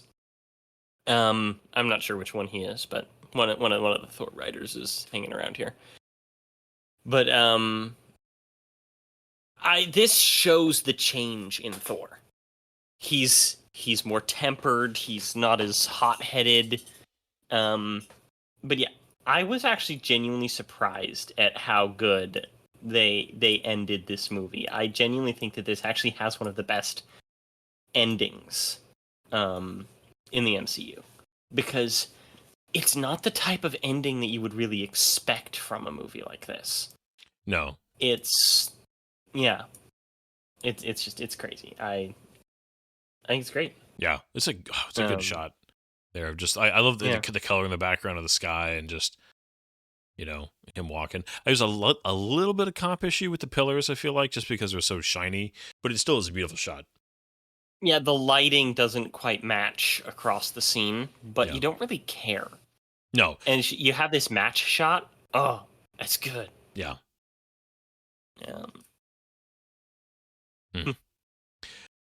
Yeah, and just, I mean, I feel like we're just saying the same things, but it's just true. It's just he has a character arc, and the character arc, it doesn't mean that he's never got any of that brashness in him, because he's still the same guy. But this is where, when they just keep bringing him back to, I've got to learn to be like tempered and wise and not full of myself over and over again. It bothers me because this movie did that arc well. I mean, again, other than the time constraint, but either way, even if you criticize that, this movie still ended where it did, and then his character development just keeps getting backtracked because writers have no better idea of what to do with him. Yeah, and that's something that the MCU has done so much, because you have two really good examples and you have two really bad examples. The good examples being Captain America and Iron Man. Their character progressions, the lessons that they learn in each movie is new and it's fresh and there's reasons for it. But Thor and Spider-Man have had the problem of needing to learn the same lessons in every single one of their movies. Yeah. Though Thor Dark World, Thor doesn't even have a character arc in Thor Dark World. No, it really is just a plot device for the ether or whatever. I mean, there's kind of this whole thing of, I don't want to be king anymore, but it doesn't track. Yeah. I love this. Yeah, this is great. The music, and then just the theme is so good. And beautiful credit sequence, but that is not where a movie like this ends. But it's also such a perfect ending. Yeah. Like, it's so satisfying to everything you just watched, but there's also this hint of like, no, wait, surely there's one more scene. Surely there's something else. Like, I want to know what happens next. I want to see more of this. Yeah. And part of it is also just having those two characters standing next to each other, and they're incredibly attractive, powerful actors, and you want to just watch more of them in this thing. Yeah. But man, I love the ending. It makes me feel good. Yeah, Patrick Doyle. Oh, I was going to tell you more about that. Patrick Doyle hasn't done a lot, but he has done virtually every single one of Kenneth Branagh's films. Okay. This is a great credit. I always have liked, not every MCU movie does this, but many of them do, where you get kind of the first third of the credits, kind of done stylized like this and with a theme. Mm-hmm. And some of them are kind of bland, but some of them are so good. I love Spider-Man Homecoming, Doctor Strange, Avengers Age of Ultron. Yeah, that was good. Really good one in Age of Ultron. Yeah. I thought both Cap and Winter Soldier did it well too with their themes. It's kind of the military. Winter Soldiers was okay. Yeah. Like the theme was good. The theme was good, but the actual credit sequence wasn't bad at all. It was just fine. Yeah. I mean, it was. I'm not saying it's one of the best This, ones, but this was good. yeah. And then The first Avengers movie was actually kind of lame. yeah, it was a little bit. That was is that the first example where they had two end credit sequences? Because they had after the animated one they had the Thanos tease, and then at the very very end they had the shawarma. Yes, I think that was the first use of two. This one is actually kind of interesting because the end credit sequence to this one, the end credit scene, I should say, was actually directed by Joss Whedon because they were well into production of the Avengers by that time. And didn't Avengers come out just the very next year in 2012? Yeah, so it was it's fast. Time's fun when you're having flies. Yeah, it's a heck of a thing. Yeah, no, I think that there's some convenient plot things. There's some issues of the amount of time on Earth. There's a few little design choices. I still just don't like his bleached eyebrows. He's just weird looking. And now that I see it, I get it. Yeah, but it's not also the end of the world. It's only distracting in like 3 or 4 shots. Yeah, but this is a very solid origin movie. It's well acted. It's got I do wish they gave all the attention to. I get it. You want to have your big fight with Thor and Loki, and you don't want to waste all your time and energy on Thor versus the Destroyer. But I still would have liked a little bit more there. But this isn't a movie where I feel like there's massive things you could walk in and be like, well, if you just change this, this, and this, you would have this, epic movie. I think there's definitely, changes. I mean, we talk about this a lot at the end of films. How would you fix this? But this is a movie where I feel like I wouldn't say I would fix it. I think I would just say I would tweak it. I genuinely think that there's just a couple of small things that could be done that would have just raised it so much better, And I think part of it is the fight scenes. They're not the best in the world. I think that they needed a moment of truly epic badassery on the part of Thor that's godlike, and they tried to do that with the Destroyer, but I think that they did it the wrong way. I think that they needed a scene that involved lightning and thunder more. I think it's not just like him shoving his face into the thing, but like he needed to destroy that thing with like a burst of lightning like nothing we've ever seen. Yeah, I almost feel like the best scene we got for him as Thor was the very first where he's fighting the Frost Giants, where and he does that like big shockwave, and he does the big shockwave. He takes the hit and he just kind of grins like he's like, all right, that's on, and he hits him back. There's moments there where he's flying and takes out the monster thing, and where he's throwing Mjolnir around and throwing. I mean, they show him using multiple strategies or techniques with Mjolnir in that sequence. We needed that. We needed the sequence doing that kind of stuff towards the end. I feel like, anyways. Agreed, because that's actually something that I have noticed several times in the Thor movies, is that a lot of his really cool moments are actually kind of towards the beginning. Like I really like his power at the end of Thor Ragnarok. I think it's a great scene. But it like at the very beginning of that movie when he's fighting Surtur and Surtur's minions, he has that scene of like it's like a fixed camera scene on Mjolnir as it's going around hitting things. It's like it's so cool, and I'm like, that's the type of thing I kind of wish that had been in here. But overall, best fight scene is him in the guard in the mud. But I think that just an extra 5 minutes in this movie, some tweaked dialogue, some tweaked timeline, and having it to where he's on Earth for like a month to 3 months Yeah. would have changed this movie entirely, while also being a relatively small change. And I just think it would have improved things so much more. Yeah. No, I completely agree. There's really nothing else that I would. Yeah, there's not much else I would tweak on this. I think I would have explained Odin's. I would have had some bit of dialogue for the audience's sake to let you know what was happening with Odin's sleep. Maybe trying to think of anything else. It's not much, honestly. Yeah. I would have changed feel like this is the real turning point in the MCU. Yeah.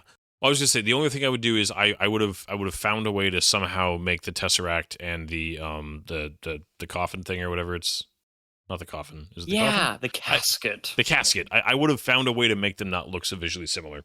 But that's a very minor thing. Yeah, the casket is another one of those things that just bugs me because it's not even important. Yeah, it ends up not mattering at all. It ends up not mattering at all. And I kind of wonder if, like, there could have been some scene, probably in a later movie, because of how this one ended. They can't, with the Bifrost non-functional. But I almost feel like there should have been another scene in, like, Thor Dark World or something, where he actually returns the casket to Jotunheim as kind of like a little epilogue on this. Yeah, as like an act of like being a king. I do appreciate that they kind of set up what how Jane and Selvig and is it Darcy? What's the Darcy? Yeah, how they all kind of end up working with Shield, or at least loosely associated with Shield moving forward because of the events of this film. So I mean, you gotta have Nick Fury in your movie. I mean, he really became all three of the first movies. Yeah, I mean, and he really becomes the connective tissue for so many of these films in Phase 1 and 2. Yeah, I remember how much because the same year this came out, you had the god awful, legendarily bad Ryan Reynolds Green Lantern film, and they tried to have their own Nick Fury in the form of Amanda Waller, played by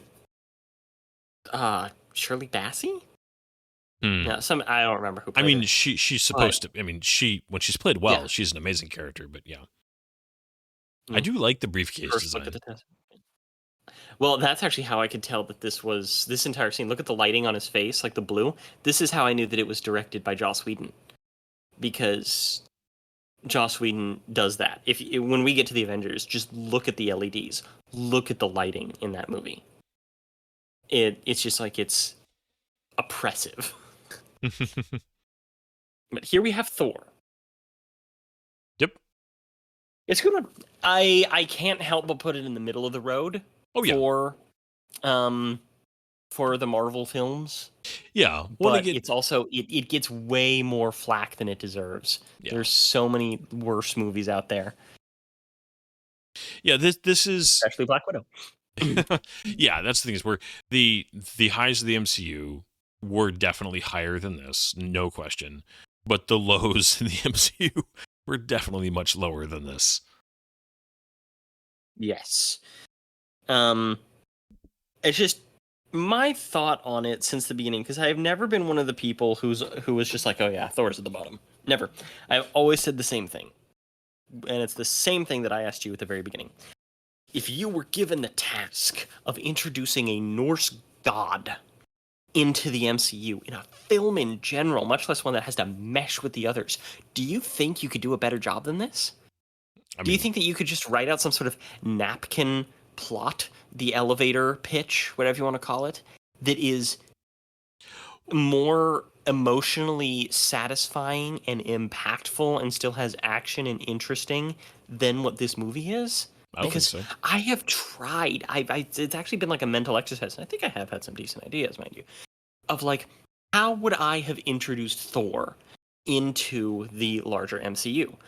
How would I have introduced him in a movie in general? Because I forgot to mention this at the beginning. I was going to. One of the original ideas that they actually were really looking at moving forward with was to have it be set in that prologue the War of the Frost Giants, where Thor is coming down to Earth and learning to love Earth while defending it from frost giants during the actual Viking periods. They were going to make it a period piece. But they decided that the Viking era humans are a bit too alien to the modern audiences. So to introduce this alien culture while using another alien culture would be too alienating to the audience. And so they decided to move it into the modern day and move forward from there. And I And think I think that was the right choice. I think that if you had tried to, they had to do it with Cap, because Cap in World War II, you can't separate that. At least I don't think you can. But yeah, it Loki wouldn't have worked. and Thor and all these characters, they needed to get introduced in the context of like, nope, this is the same time that she, Tony Stark's doing his thing. Shield is becoming very aware of what's going on. In later films, you find out that Shield even has more of an idea at this point. With Captain Marvel's adventures and some of the other things that have happened, and it's a. I'm glad that they kept things on a similar timeline. It also just, and I know that people will criticize this as far as just, oh, it's too simple, or you need to trust an audience. But you need to strike a balance between making these very dense comic book storylines accessible to regular people, and at the same time not completely abandoning, the fun nerdism detail of the history that they have. And that's one of the ways that you balance that out. You let it be simple enough that people who are not comic nerds can get into this and enjoy it and follow it, while at the same time not just completely abandoning your nerd base that's looking for things like, oh, look at that thing, and the people who freaked out when they saw the Infinity Gauntlet. When I saw this movie, I had no idea. That's a thing? Okay. Yeah. I didn't know that was a thing until I saw, I think it was one of those IGN articles that was like a breakdown of all the things you missed in Thor. So, yeah. Yeah, I agree. I think that this is in like the top 10% of what we could have gotten based on the idea of making a movie out of Thor. Yeah. And I'm very satisfied with it. Yeah. This is also, though, kind of the beginning of, I'm not sure if it was this film, but I know with Alan Taylor and Dark World, he very publicly talked about, the clashes with Marvel and the interference with directors who had their vision, and, trying to, create a unified, world, but at the same time let, individual artists kind of let them do their thing. And, I know Jon Favreau has talked about struggling with that. I don't know off the top of my head if Kenneth Branagh talked about that, but I know that Alan Taylor really did. And I'm not sure about Joe Johnston, but anyways, I would have enjoyed seeing some version of the MCU that could have let the individual voices, guys like Kenneth Branagh, guys like Jon Favreau, finish their arcs with characters while at the same time making them work, but not at the expense of the character arcs that these creatives had in mind. I don't know exactly how you do that. I'm not going to pretend like I can write that, but I would have loved to have seen a Kenneth Branagh follow-up to this film. From what I understand, Kenneth Branagh wasn't super interested in coming back. He enjoyed it, but he's not a sequel person. We saw that with Death on the Nile. Makes sense, I guess. But I think that it really started after the Avengers, because I think like there was them interfering with Iron Man 2, and I think that they kind of learned their lesson from Iron Man 2 for a minute. They were like, oh, we interfered too much with that, and it was kind of a weak movie. We have Thor here. We need Thor to be good, so we're just going to let them kind of have it, because if we interfere too much, it might be like obnoxious. Same thing with Captain America. And then same thing with Avengers. They just kind of trusted Joss Whedon. From what I can tell, I'll do more research on it before we watch them. Well, I think Avengers made so much money that they're like, well, no, now we have to protect this. Now we have to make sure that we don't let this thing, go too far off the rails, because look how much money we can make at this point. Yeah. But you know what? We're going to go ahead and talk about that in future podcasts because Yeah. otherwise I'm going to go off on a rant. That's all right. Yeah, we should wrap In the this up. meantime, we should wrap this up because Yeah. I have to use the bathroom. Well, for anybody wondering, we are not going to make you wait again to get to Avengers. We're doing Cap next, and then Avengers after that. I won't talk about anything beyond that, though. But I'm looking forward to those two.